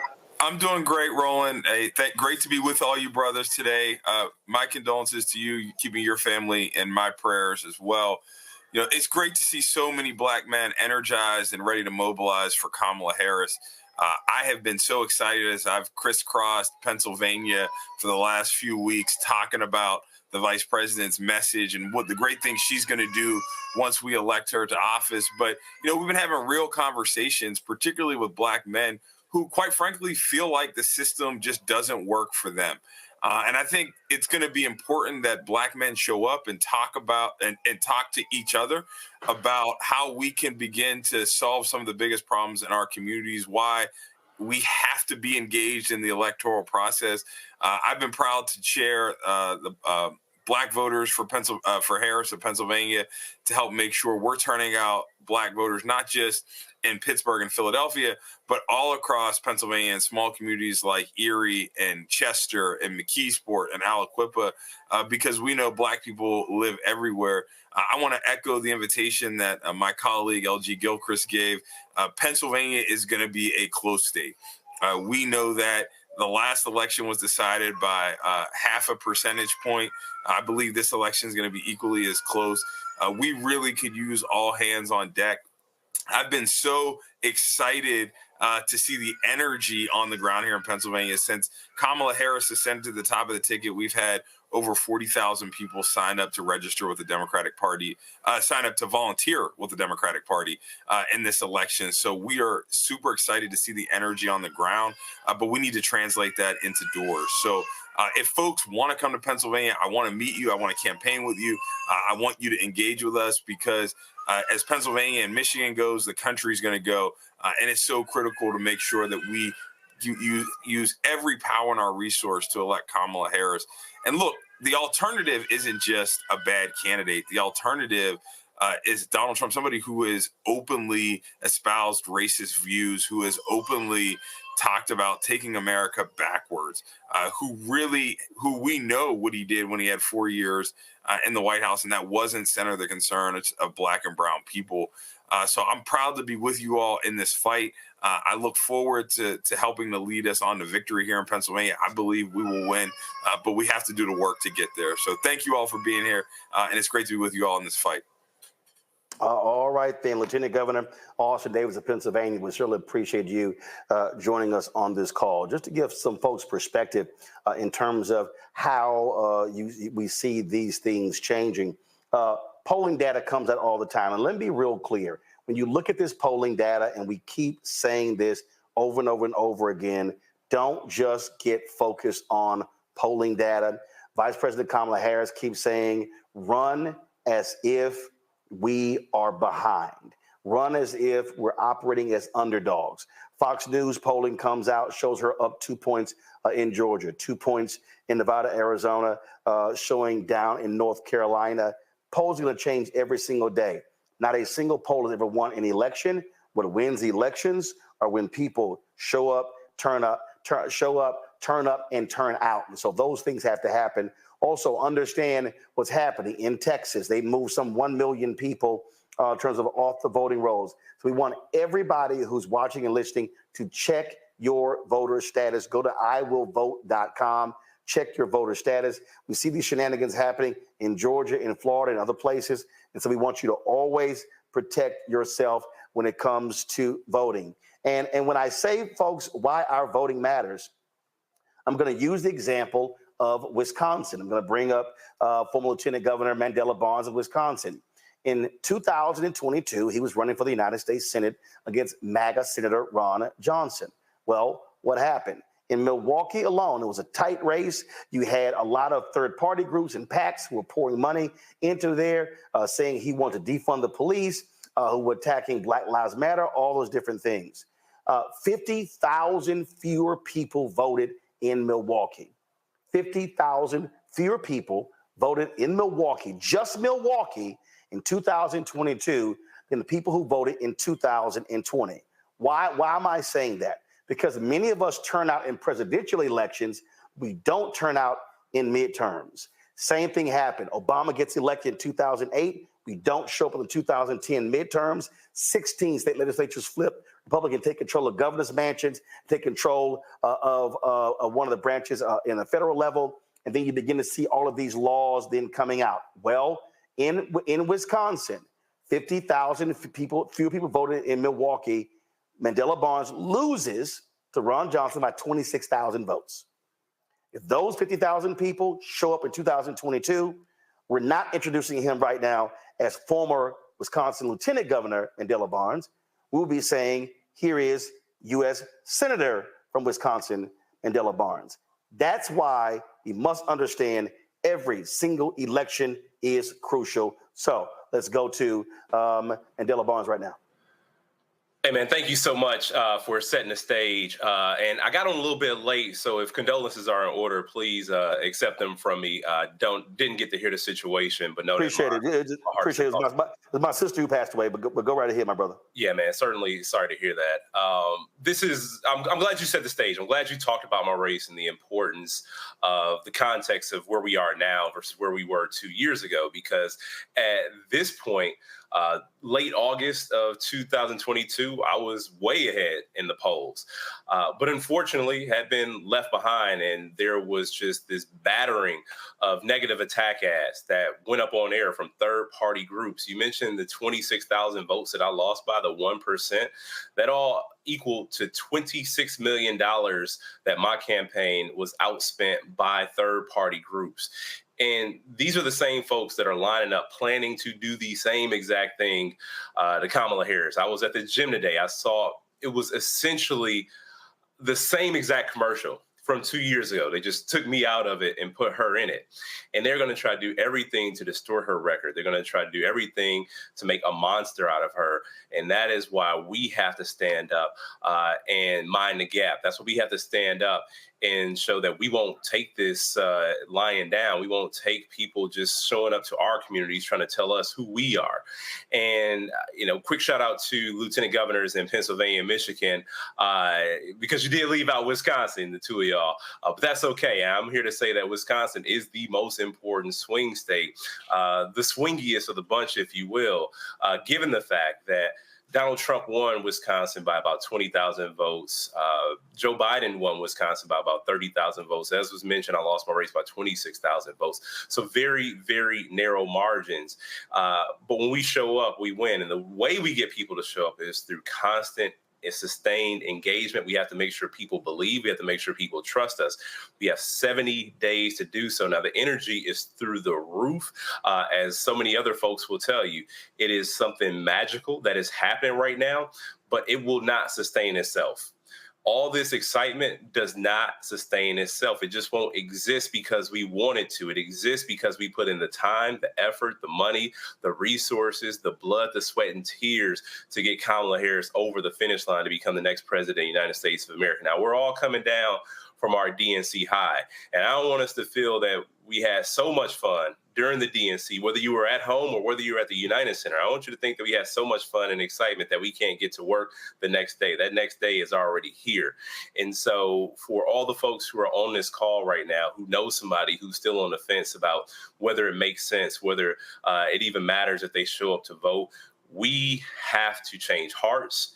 And we have to change minds. And the way that we do that is through organizing. That's how I got my foot into this arena, is through grassroots organizing. And I got elected to state representative in 2012, lieutenant governor in 2018, the honor of my life. But I can tell you it was the power of the people behind me that got me to either of those offices. And we are the people that have to show up with the power to elect Kamala Harris. So just want to say thanks so much for having me. I know we have iwillvote.com. For more information to get folks involved and engaged. Want to just say thank you to Brother Blake, Quinn James, Bakari, everybody who helped put this together. I know I'm forgetting some names. I didn't even want to start saying those names, but thank you so much. But even more than the organizers, the people who are participating and the people who are going to go outside after you close the laptop and go make a difference in this election. Want to thank y'all. Mandela Barnes, we surely appreciate it, bro. Thank you so very much. Folks, I told you a little bit earlier in terms of the latest polling. Fox News poll shows in Arizona, 50-49, Harris over Trump. Georgia, 50-48, Harris over Trump. Nevada, 50-48, Harris over Trump. North Carolina, Trump, 50-49 over Harris. Now, when you look at those Senate races, you see much wider margins. And so you see literally 8 to 10 to 15 points for the Democratic senators running in those states compared to the presidential race.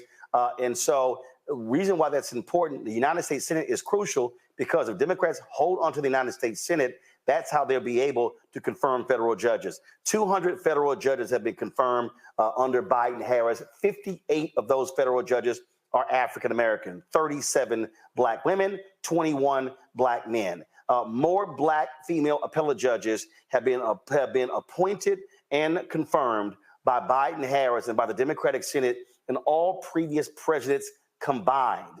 When you see what's going on today, the Supreme Court made a decision regarding a Biden student loan program. When you look at a federal judge making a ruling when it comes to the abortion pill, when you look at a federal judge making another rule, making multiple rulings regarding various Biden policies, we have to understand federal judges are crucially important. The Congressional Black Caucus has been pushing hard for Senator Dick Durbin to move on those federal judges, but also on those U.S. Marshals, those U.S. attorneys that have been appointed. And Congressman Stephen Horsford of Nevada, who chairs the Congressional Black Caucus, has been very outspoken about that. He's bringing him up right now. He also has just been named co-chair of the national campaign, Harris-Walz. And Congressman Horsford, to that particular point, again, just underscore for people who don't understand the connecting of the dots in politics, why, when you talk about winning and victors goes, the spoils go to the victor, why we must understand that holding the Senate is crucial, because when you have U.S. attorneys, they're prosecuting under Biden-Harris and Kristen Clark in the Department of Justice these hate crime cases. They're prosecuting redlining cases. They're putting these cops and these jail wardens and corrections officers in prison for heinous acts against folk. And so we can't just be so locked in the presidential race. We got to realize those U.S. Senate races are just as important. Well, good evening. It's great to be with you, Brother Martin. It's good to see you, Brother Blake, and all the organizers, and to the brothers that are on tonight. Look, we are 69 days from victory, and it's going to come down to each and every one of us and our vote for Kamala Harris and Tim Walz for president and vice president, but also to make sure that we put Democrats in the majority in the House. We make Hakeem Jeffries the next speaker, that we expand the majority in the United States Senate and add representation by bringing Angela Alsobrooks, Lisa Blunt Rochester, Colin Allred to the United States Senate. And I'm glad that you are touching on the importance of the federal judges, the U.S. attorneys, and the marshals. Today, in fact, we have a number of brothers who are still waiting on their confirmation, but because of a blue slip process, a tradition that dates back to Jim Crow, unfortunately, those confirmations are being held up. We know federal judges and how important those are, but those are lifetime appointments. U.S. attorney and federal marshals serve at the pleasure of the president and only during the term of the president. I'm proud to have been named today, in fact, as a national co-chair for the Harris-Walz campaign. And it's not about me, but it's about the fact that we need to have a seat at the table when we're talking about issues that are important to the Black community and to Black men specifically. As chair of the Congressional Black Caucus, we have been working throughout this Congress to develop our own agenda around Black wealth and economic prosperity. I'm proud that we've joined forces with Vice President Kamala Harris in order to make this a centerpiece of her campaign.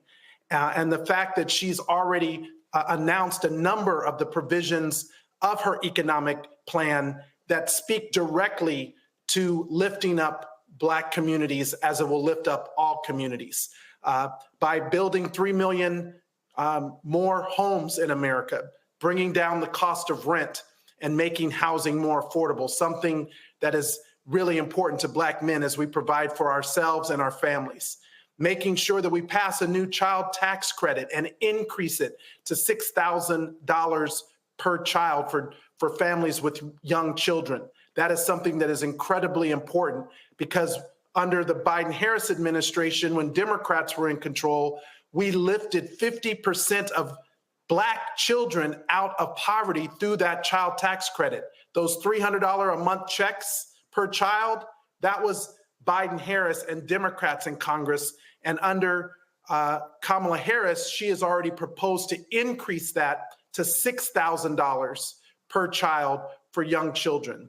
Also, her focus on entrepreneurship and making sure that we protect the tools of opportunity, particularly for business owners who are trying to grow their business by pursuing more contracts, by getting more access to capital at a time when Trump's Project 2025 would defund the Minority Business Development Administration, defund programs under the SBA, defund venture capital firms like the Fearless Fund. Kamala Harris and Tim Walz are committed to expanding those tools of opportunity and making sure that we have access to capital and contracts both in the private and the public sector. So I know we have more work to do, but we have to get across this finish line this November. I am one of 4 what we call frontline members in the Congressional Black Caucus. It's me, Don Davis from North Carolina, Amelia Sykes from Ohio, and Johanna Hayes from Connecticut. We also have 4 additional what we call red to blue candidates, Janelle Bynum out in Oregon, Shamari Figures in Alabama, and of course, Mondaire Jones in New York. These are opportunities for us to win what are currently red districts, turning them blue, making the majority in the House, which will mean Hakeem Jeffries becomes the next speaker, the first Black Speaker of the House of Representatives, and we return 5 CBC members to full committee chairs over a number of key important committees, including financial services, homeland security, education and labor, foreign affairs, and of course, agriculture. But in addition to that, 30 members of the Congressional Black Caucus become chairs of subcommittees over every major jurisdiction. Now, why is this important? Because when we want the president to get something done, you've got to have members in the House who have power of the gavel to bring those bills up, to pass them out of the subcommittees or the full committees, to bring them to the floor where Hakeem Jeffries will be the speaker, to get them to the Senate so that we can get them across the finish line and to the president's desk. None of that happens unless we turn out and vote.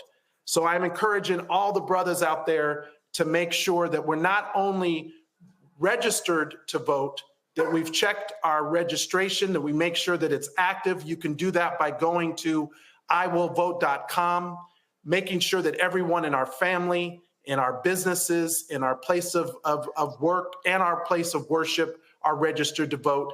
And then we mobilize people to get out to vote.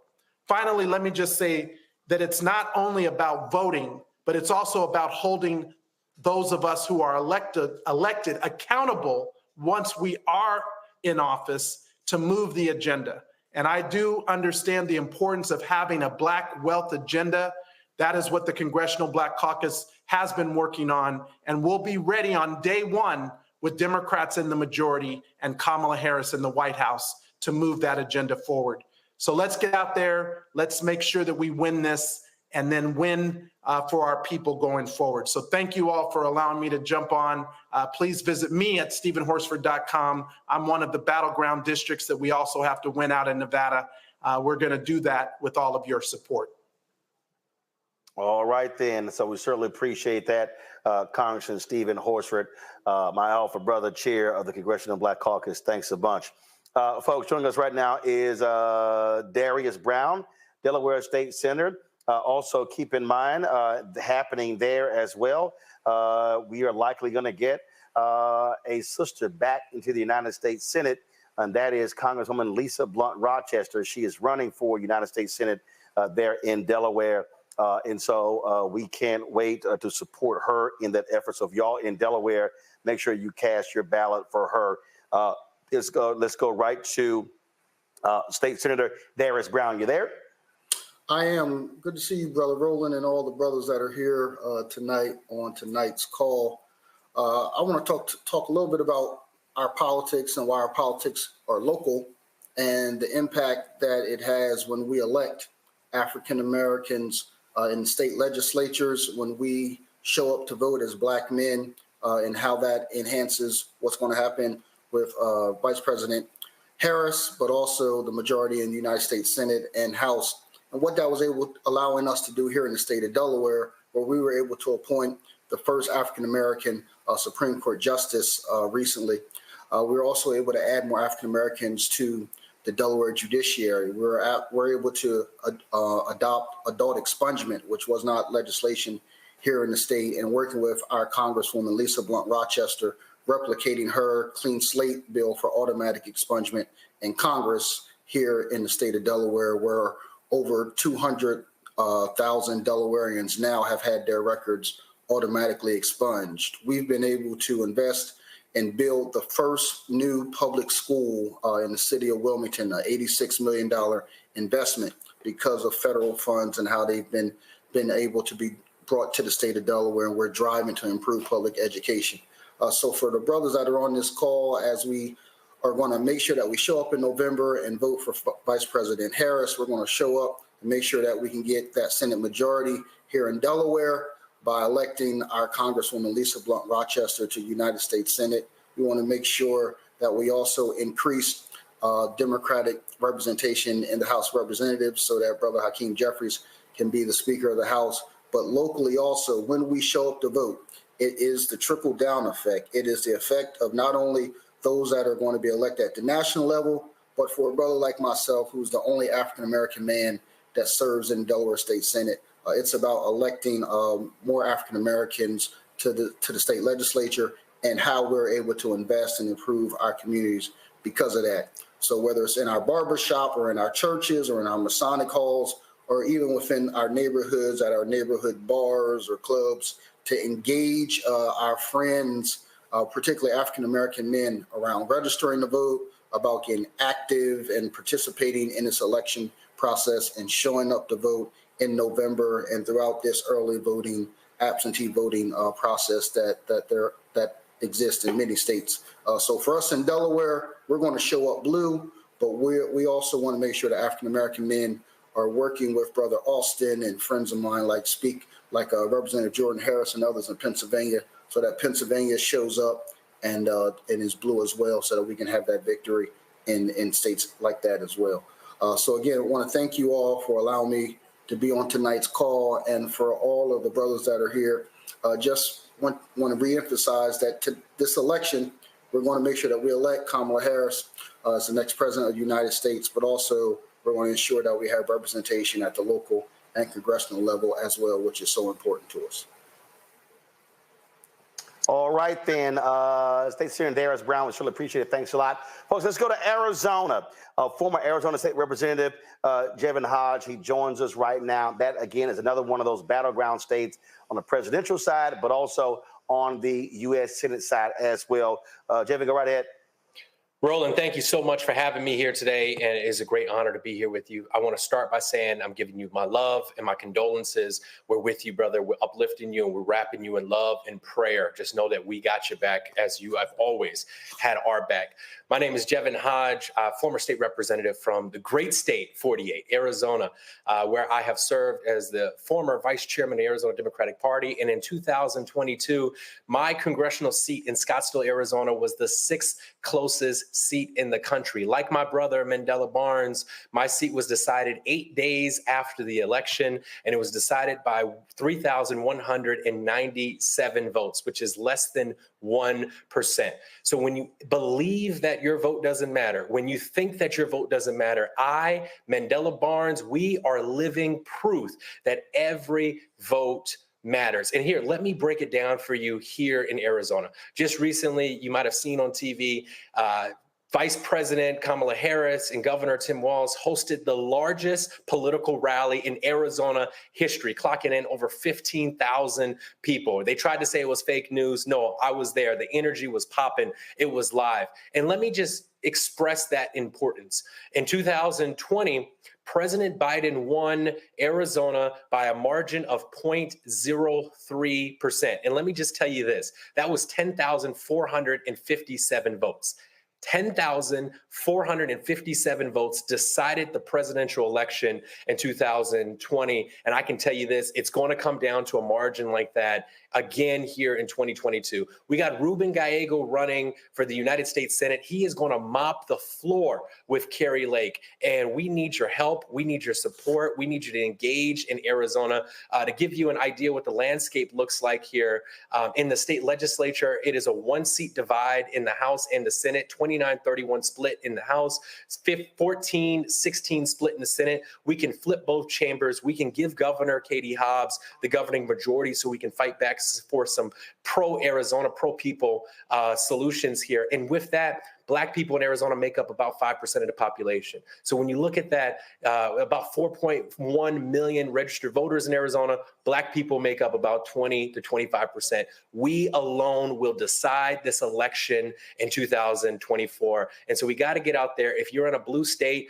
consider making some calls in Arizona. Consider donating a few dollars to Arizona candidates and the infrastructure here that we're building in Arizona. And here's the cherry on top. We have a remarkable Black woman who is running to be the Maricopa County Attorney, Tamika Wooten, who will be the first ever Black county official and the first ever Black woman to serve as county attorney in the 4th largest county in America. We have an opportunity to make history here in Arizona. Early voting starts on October 9th, and nearly 75% of registered voters in 2022 applied to be on the early voting rolls. So look, we got to get out there. I vote because my mother has a pre-existing condition, and we got to make sure our people are protected. I vote because we got to do everything that we can to address the housing crisis. I vote because we want to put more dollars in people's pockets. I vote because my ancestors died for my right to be able to do so. So I got one question for you.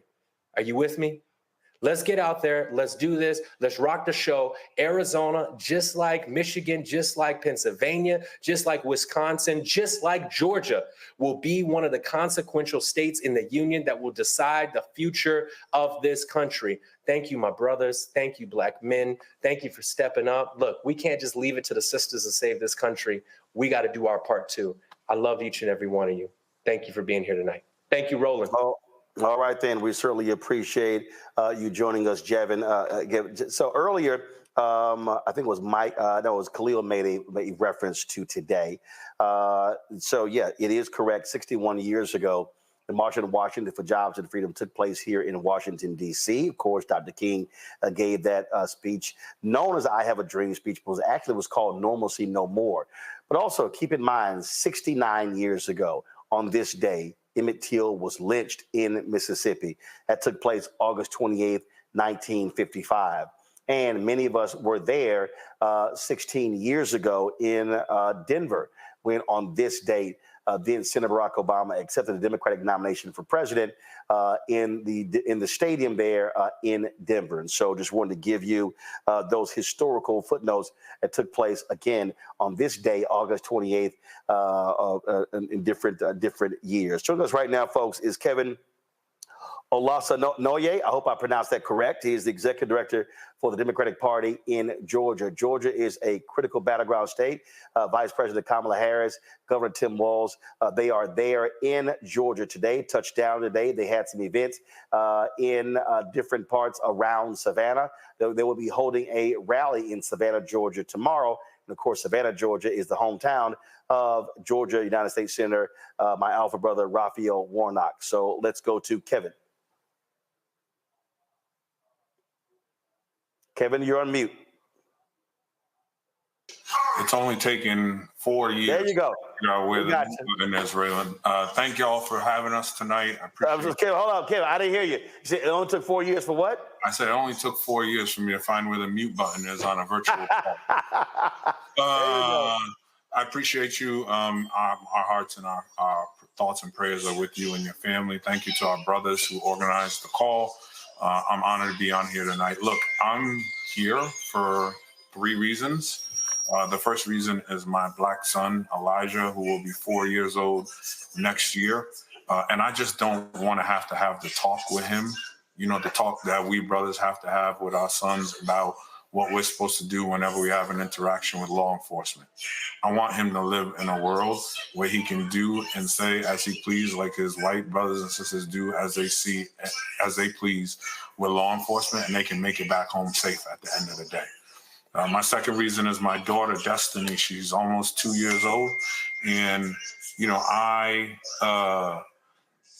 I want her to live in a world where she doesn't make 75 cents on the dollar as her black brother or her white brothers and sisters. And I want her to live in a world where she has the ability to make choices about what happens with her body whenever she wants to. Because I just believe that there's not enough room for a doctor in the same,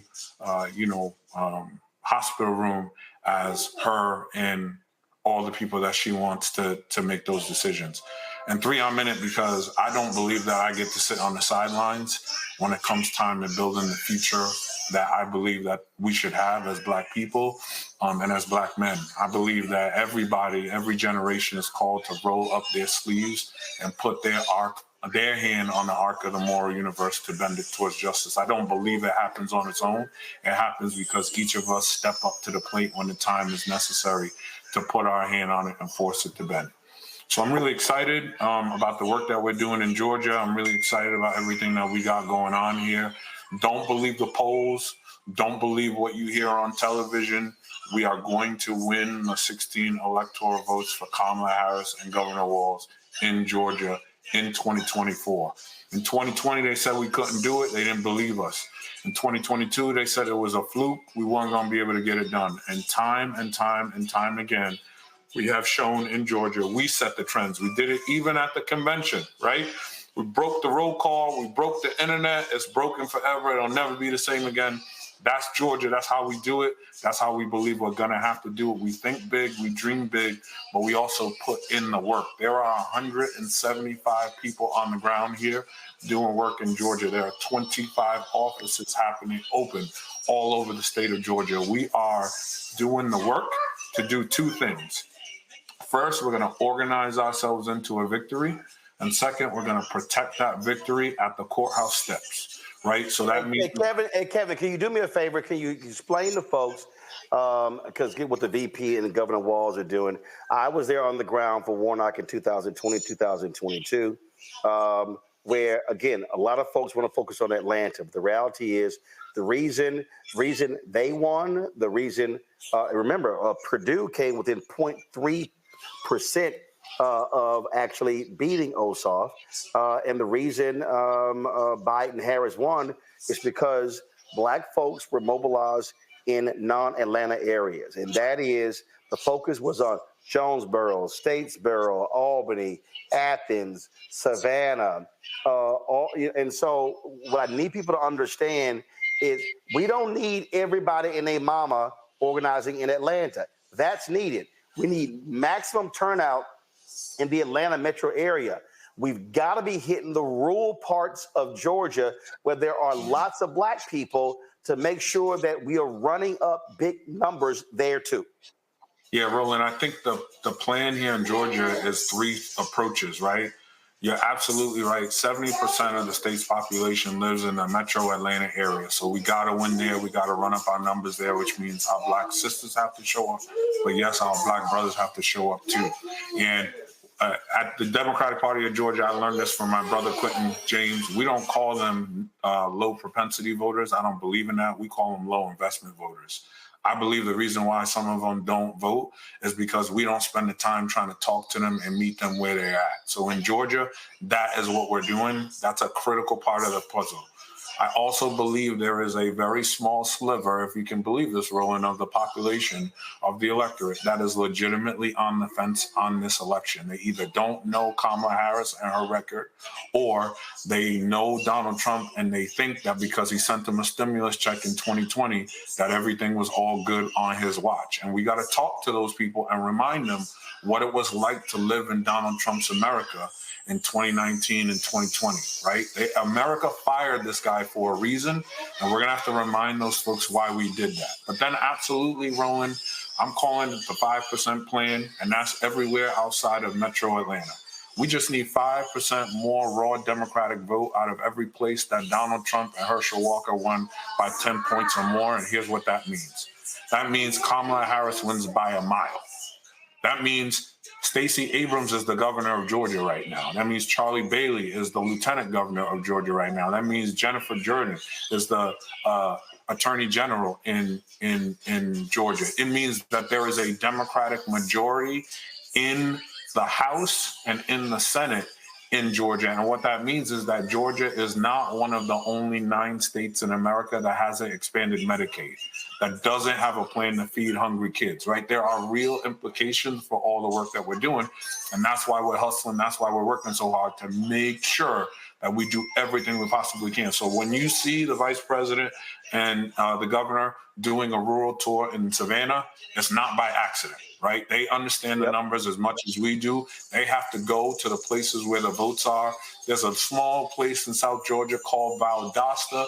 Most people around the country don't even know where that is, but that is a small town in South Georgia that Raphael Warnock won in 2022, and it is the reason why he is, again, a United States Senator. We're going to have to win in places like that in order to be able to be successful, right? And that's the plan, right? We squeeze every ounce of toothpaste out of the tube in Atlanta, but we show up everywhere else that matters, and we remind people who are legitimately on the fence about what it's going to take and what the plan is for where we're going. Because as much as elections are about where we've come from, they're also about charting a future for my son Elijah and my daughter Destiny that I was talking about. So I'm honored to be here with y'all tonight. Look, if you're looking to get involved, if you're looking to make an impact, Georgia, we set the trends. I believe wholeheartedly we are going to win here. And when we win here in Georgia, we are going to win everywhere else. And we're going to do the thing that we have come to try to do. So I appreciate y'all. If you're looking to get involved, www.georgiademocrat.org. My finance director will kill me if I don't say, throw us a couple dollars, 5, 10, whatever you can. It goes a long way. When this election is over and most of the country is going away, we got $4 million worth of lawsuits ahead of us to try to protect the win that we earn, right? Because we know that Republicans are going to do everything they can to try to snatch this win away from us. And we're going to need the resources and the help from people on this call and everywhere around the country. I'm honored to be on here. Thank you, thank you, thank you for all y'all are doing. I've been watching. I can't believe y'all raised all that money that y'all raised a couple of weeks ago. I'm here with y'all in spirit. Just know it. And I appreciate the opportunity. Thank y'all. All right. Kevin, we appreciate it. Thanks a lot. Let me remind all the brothers as well who are on this call. About $1.5 million was raised. About $1 million went to the campaign, but $450,000 is going directly to various Black male organizations. When we were at the convention at the Collective PAC brunch, Quentin James announced those groups, and so we're going to do that a little bit later once we get towards the end. Going to have Quentin name those groups again that they're receiving those grants, who are going to be doing on the ground work to specifically turn Black men out.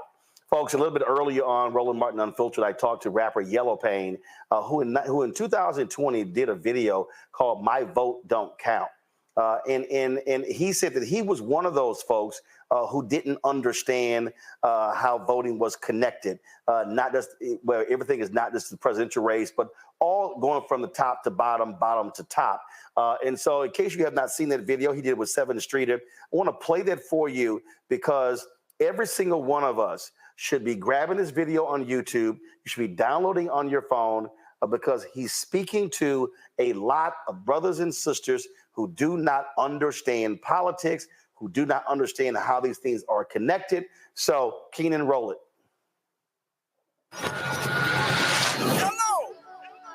I know the world won't give me nothing, so I gotta take it. And I know it's a way we can win. Why won't nobody say it? It don't matter where we from, suburbs or the slums. They don't wanna see us winning. They'd rather keep us down. Could have a walk, but we don't know how. Don't let them tell you that your vote don't count. Well, he was in office for 8 years, bro. Still ain't getting nothing done for us. Bro, you and me done worked at this barbershop them whole 8 years, bro. They don't care about us, bro. No, that's facts, though. I really don't even remember the last time a president did something for us, to be honest. Yeah, I ain't trying to go out in that sun and vote. Bro, You literally don't know what you're talking about, man. First thing first, back in middle school when they taught us it was 3 branches of the government. We forgot it when we got older. It's the judicial, the legislative, and executive. But all we know is the executive. That's the mayor or the governor and the president. Now, none of them 3 people make no laws. They just be checking them. The laws come to their desk and all they do is say no or yes to it. So when the news station tried to tell us that Barack Obama couldn't put us on, we was all salty at Obama when it was the Congress members all along. We got to focus on the legislative branch. Yeah, they the ones that make the laws. Yeah, they the ones write how much food stamp money you get on the card. But when people that wanted to help us wanted the job, I know they probably lost. Because we ain't even know their name, we ain't know their face, we ain't know it all. So the Congress or the State House, that's legislative, they make laws. So what we want from the president is what they do. Okay, y'all? See, they election every 2 years, but we don't never even go to those. The Congress, they can raise minimum wage, but we ain't even really know it though. So you know how back in 08, when we all voted for Obama, we was all supposed to go back in 2010 and vote for the Congress. Because they the ones make child support laws. They the ones choose if your kids at school get to eat steak or corn dogs. The State House make the court calls. So if the country failed, then you can't say it's them, it's your fault. Because y'all ain't know to vote for Congress members that was for y'all. And they don't got to leave after 4 years. And we just let them sit. See, they don't want to tell you this. They want you to focus on the president. Now, the 3rd branch is the judicial. That's judges. They the reason why John Crawford and Trayvon had justice. So when Meek Mill got locked up just for popping willies, we blame the judge and not the city when they let her get voted in, because they ain't know who to vote against. Imagine life on the other side. Roads better, schools better, everybody get their license back, grocery store food better, custody of your kids back, homeless people get new shelters. If we gonna fix the U.S., we gotta start with them 2 letters. Me and you. Somebody told us that the government want to keep us broke, but the only reason why those people in the government is because we ain't vote. And I ain't talking about the president. I'm talking about the ones we ain't know. See, they was gonna try to keep it low, but it's gonna hurt them when they see the pros. I know the world won't give me nothing, so I gotta take it. And I know it's a way we can win. Why won't nobody say it? It don't matter where we from, suburbs or the slums. They don't wanna see us winning. They'd rather keep us down. Could have a walk, but we don't know how. Don't let them tell you that your vote don't count.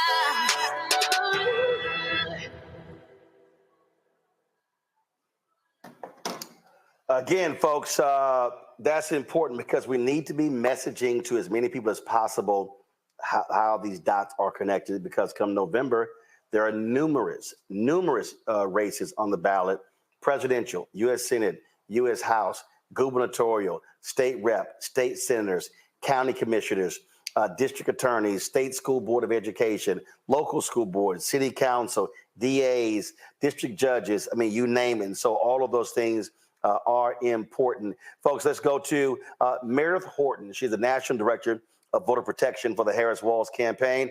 How did a woman sneak on this call? Hey, Meredith, how you?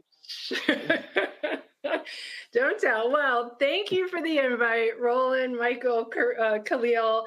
I am, in fact, honored to be on this call for a number of reasons. One, I am the woman who snuck onto the call. And 2, of course, it is always wonderful to be in the company of engaged, energized Black men. I do this work and come to this call in the name of my late father, all the way through to my brand new nephew, Theo, who was born in Atlanta on June 27th this year. So really, really honored to be here. My name is Meredith Horton. I am the National Director for Voter Protection and Access for the Harris-Walz campaign. It feels good to say it. Here in headquarters, we can all feel the energy of this moment, of supporters like you all, of volunteers, hopefully like you all as well, who are really powering this campaign. Last week during convention, it was the biggest organizing week of the campaign. We had volunteers sign up for nearly 200,000 new shifts. That is awesome and powerful. And we really must keep that momentum going because voting season is here. In North Carolina, the state will start mailing ballots to voters on September 6th, literally right after Labor Day, right around the corner. In Pennsylvania, in some counties, voters can begin voting as soon as September 16th. So that's why I'm so excited to talk to you all today, to talk about voter protection, a little bit about what it is, what we're building this cycle to make sure that voters are are able to cast that ballot, have that ballot count, and make sure that this election is certified. I will also, of course, have an ask for you all, which is to sign up and join us in the effort to protect the vote as well. So a little bit about me, again, the woman who snuck onto the call. I have been working and involved in voter protection and voting rights work as a lawyer for over a decade, both in the Democratic campaign ecosystem where I started in Georgia. So shout out to Kevin, who continues to hold down that state.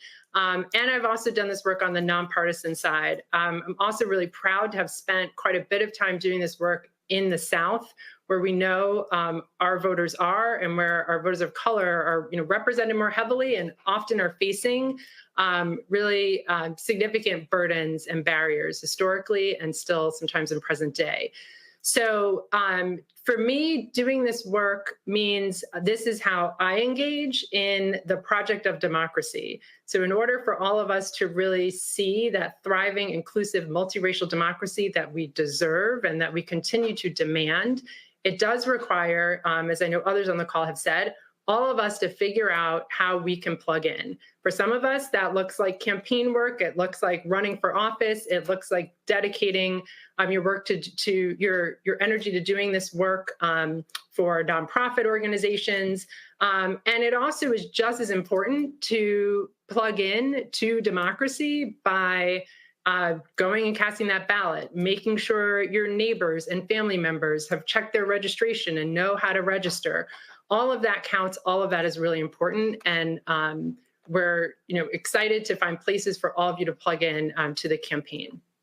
So just to talk a little bit about our candidate and our ticket, which we are very excited about. So we know that Vice President Kamala Harris and Governor Tim Walz are fighting for the people, for our freedoms, for our future.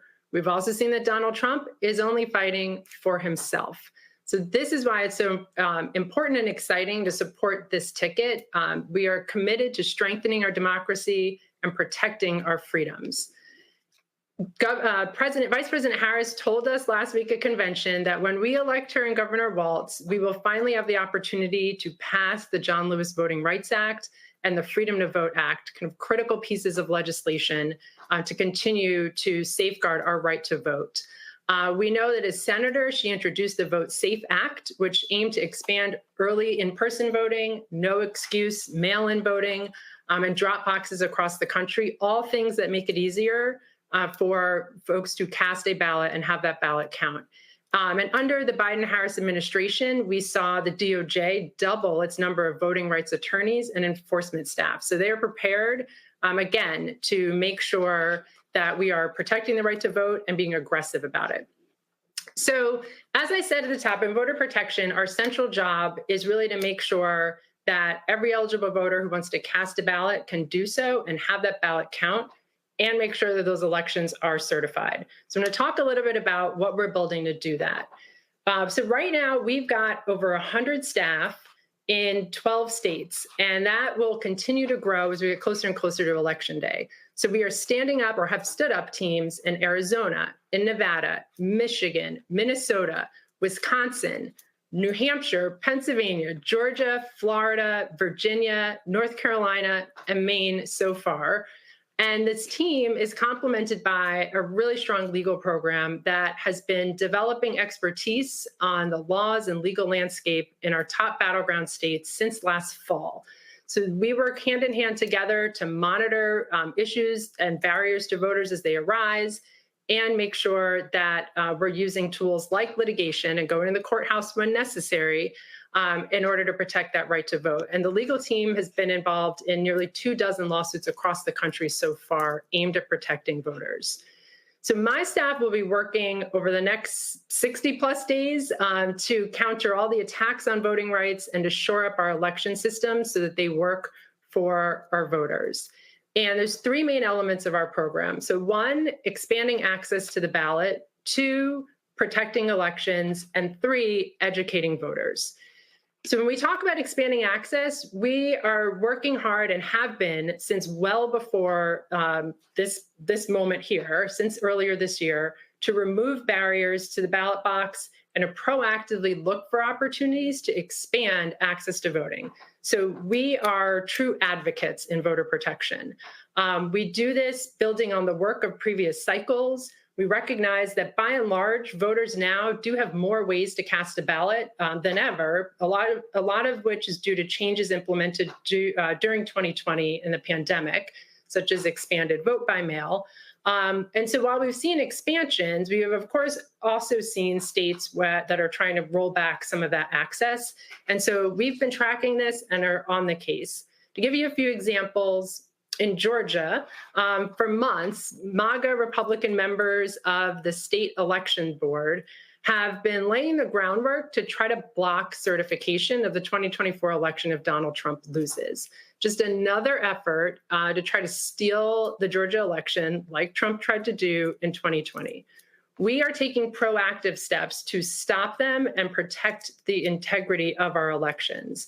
So, for example, just this week, the DNC, the Georgia Democratic Party, and the campaign all sued the state election board in Georgia to prevent them from upending the mandatory certification of election process that Georgia law requires.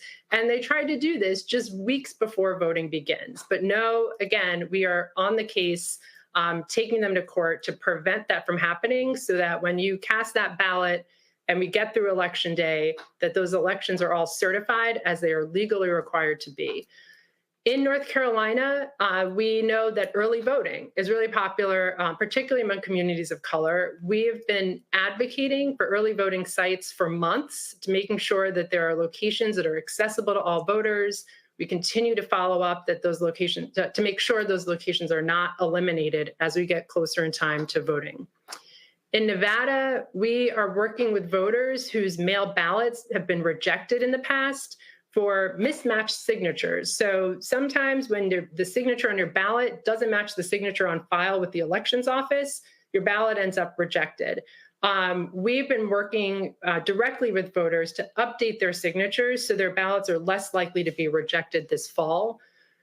And in Michigan, another example, we are advocating for more satellite clerk's offices with the hope that additional locations can help eliminate long lines that college students and others tend to face historically in that state. And those are concerns that we are addressing similarly in other states as well where they're arising. So that expanding access piece, again, has been going on since early this year, and we'll continue that work and that advocacy work right up until the end of the election. So the second main element is protecting elections. This is work we've been doing for decades. So we will be on the ground to protect voters as they cast their ballot. This is the real part of the program where we mobilize thousands and thousands of volunteers across the country. And I'm hoping many of you sign up to join our programs in our battleground states. This is a poll monitoring program in part and a hotline program.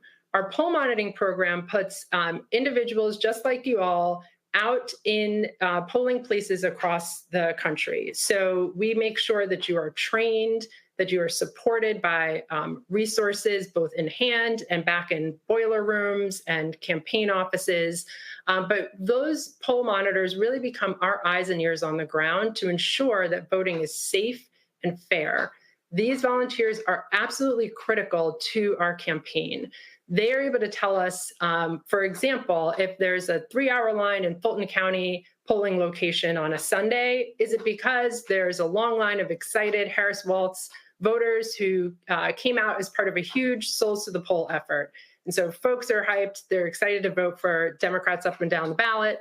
Or is that really long line there because 4 out of 7 voting machines inside the polling place have malfunctioned and the county's tech team is taking too long to respond? Either way, we're on the case, but as a poll monitor, you're really our source of information that's close to the ground to let us know what's happening with the conduct of elections in real time. So it's a really powerful network of volunteers that provides information to the campaign to make sure we can fix problems as they're happening if we didn't get to it before it happened. Lastly, we will also really focus on educating voters. Voter education, so critical this cycle. as we continue to see mis and disinformation, as we kind of consider the impact of AI on voting information, it is really, really important that voters know they have accurate, credible information on where to vote, when to vote, and how to vote. I'm so excited to see I Will Vote and the hotline running across the bottom of the screen, because it's exactly where I want to send you all and where I encourage you to send your communities, your networks as well for that accurate information. I Will Vote is available in multiple languages, as is the hotline as well. So we will make sure through voter protection, also working with our digital teams, our comms teams, to really push out resources so folks know where to go for that credible information. So those are really the three sort of pillars of our program. Again, also supported by post-election work as well. We'll make sure that our poll monitors are monitoring not only just the voting period, but the counting of ballots as well. And we, along with our legal team, are really preparing for all the way through the certification process. So now is the time when I ask you all, or I let you all know how you can get involved with our program. So voter protection. Yep, you got about 60 seconds. Go ahead. Okay, great. So voter protection is something that anyone can do, whether you're a lawyer or not a lawyer. I'm going to drop links in the chat to show you how to get involved and how you can sign up. We have poll observers, we have hotline volunteers where you're providing information to voters, answering their questions, and other roles as well. And we would love to see you out there. It is one of the most rewarding things you can do. And you build your own knowledge about voting and the conduct of elections that you can share forever with your communities and with your families. So we really hope you'll join us and get this win for Vice President Harris, Governor Walz, and Democrats up and down the ballot. All right, then, Meredith, we surely appreciate it. Thank you so very much. Again, look, the campaign is doing this. Lawyers Committee for Civil Rights Under Law, they're doing the exact same thing. There are other outside groups as well. So there's a whole lot going on to protect folks' right to vote. I know the National Bar Association is also mobilizing and organizing as well. And so all of that is relevant and critically important. We appreciate it. Thanks a lot. Folks, we're only going to have about 4 more minutes here. So what I want to do is I want to go pull up Quentin James and Mike Blake to give us some final thoughts. Also, keep in mind, everybody on this call, we're going to be doing these calls between now and the election. We're going to be bringing on other guests, giving you relevant information, sharing information with you, such as voter registration deadlines by state. Because it's creating not just because there are 2 deadlines. You've got general registration deadline. You got absentee ballot deadlines, and so we're going to be having those for you. We're also going to be sharing with you when early voting starts and when it ends, because we do not want folks to wait for election day. If your state has early voting, we want you to be able to get out there and vote early. So let's go to Mike Blake and Quentin James. Brother Martin, I'm actually on the move right now, about to go do a hit, but I wanted to make sure to show everybody this. Let's not forget what today is. The anniversary of March on Washington for Jobs and Freedom. As a reminder, they had 10 demands to lay out for our people, policy demands. And shout out to those forefathers and our ancestors and those that are still with us who did the work. You know, Reverend Dr. Gerald Durley, who says, if I can, you can.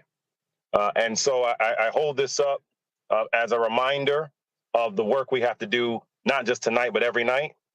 As we celebrate the anniversary of the March on Washington, brothers, we are doing something special. Remember, we had 54,000 on our first call. Now we got work to do. So please check your registration status. Please go and volunteer in your offices. Make phone calls, knock on doors, donate, mobilize in all the ways that you can right now. IWillVote.com will show you how you can get connected. But remember, as you heard throughout this call, voting does not start at the end in November. A lot of voting begins in about 3 weeks. So if we don't see you before then, focus on what's going on for Labor Day. Vice President Harris will be in Michigan. Focus on what's happening across the country at CBC. Of course, we'll all see you all in D.C., but we need people to get ready and never forget what today is, our March on Washington anniversary. It reminded us about jobs and freedom. This is what we do when Black men come together. Shout out to Bayard Rustin. Shout out to Dr. King. Shout out to John Lewis. So all those that open up doors. But let's also honor our sister, Dr. Dorothy Irene Height, who allowed for spaces for brothers like us to be able to do what we're doing right now. To Roland, love you, brother. Grateful for you. We bless your family and all that's happening. And we are all in this together because we got work to do. Let me turn over to Brother Quentin James for all that he's doing right now.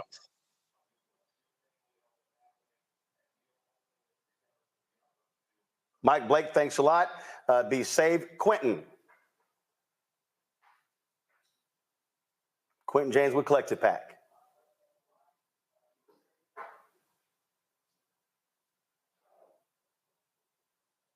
All right, we got Quentin there. Let's pull Quentin on in. He'll be our final, he'll give us some final marching orders before we close this out. Quentin? He's not here. All right, so Quentin is not there. So I'm going to go ahead and close this out. First of all, let me shout out to my man Desmond Meade, Florida Rights Restoration Coalition. I'm rocking their shirt, Let My People Vote. They, of course, were successful in getting the state amendment passed, allowing 1.4 million formerly incarcerated folks there to be able to get their right to vote back. Folks, those battles continue in Nebraska. They actually had a bill that was passed that was restoring the voting rights of some 7,000 folks. But the Nebraska Attorney General and the Secretary of State just declared on their own law to be unconstitutional. They're now in court. And so I had, of course, a segment on my show yesterday about that. So please check that out. So you need to understand these battles are happening all across the country as Republicans are trying to shave as many votes as possible. They want to restrict folks because they are on record as saying if more people vote, they lose. Literally, Texas Attorney General Ken Paxton used a false report from Maria Bartiromo on Fox News to raid the home of an 87-year-old Latina in Texas. LULAC is calling for the Department of Justice to investigate. He did an interview with Steve Bannon where he literally said he stopped the absentee balloting that was taking place in Harris County. He said that if that had went forward, he said Trump would have lost Texas. So understand what is going on all across this country. And so that's where voter protection is so critically important. Let me thank everybody who's been involved with this call, our co-conveners. And again, over the next 70 days, you're going to have more calls. We're going to have pollsters on. We're going to have people talking exactly what's going on, fundraising, polling, all that information so you can be fully equipped when it comes to this election. Don't forget to be sure to register with winwithblackmen.org. Please do that so we can have your data so we can let you know via text message, via email, what is going on. You also have right there, how do you give? Remember, when you're giving, you get to choose whether you want the money to go to the campaign or you want the money to be used for grassroots groups, because we have to be activating on the ground. We know there are critical battleground states. Again, Wisconsin, Pennsylvania, Michigan, North Carolina, Georgia, Arizona, Nevada. But you see what's happening. Look at expand the map. Critical races in Florida, races in other states as well. So we cannot ignore, we can't only focus on the top of the ticket. We got to focus on all those down ballot races so we're maximizing our power. My goal is very simple. I say this all the time on the show. We want to be maximizing where at least 70% of all eligible black voters are casting ballots. At least 70. We do that, we can win tons of races. Do y'all realize Texas has the largest number of eligible black voters in America? The largest number. We've got to be maximizing that number. Also, speaking of Texas, when Beto O'Rourke ran against Governor Greg Abbott in 2022, 75% of voters under the age of 30 did not vote. So we got to tell millennials and Gen Z, use your power. Not just on Instagram, not just on TikTok, use your power at the ballot box. So folks, that is it for us. Let me thank all of our co-hosts as well. Let me thank all of you. Don't want to hold you long, folks. Appreciate y'all being on this call. And until next time, we'll see you on Win with Black Men. Y'all take care. Holla.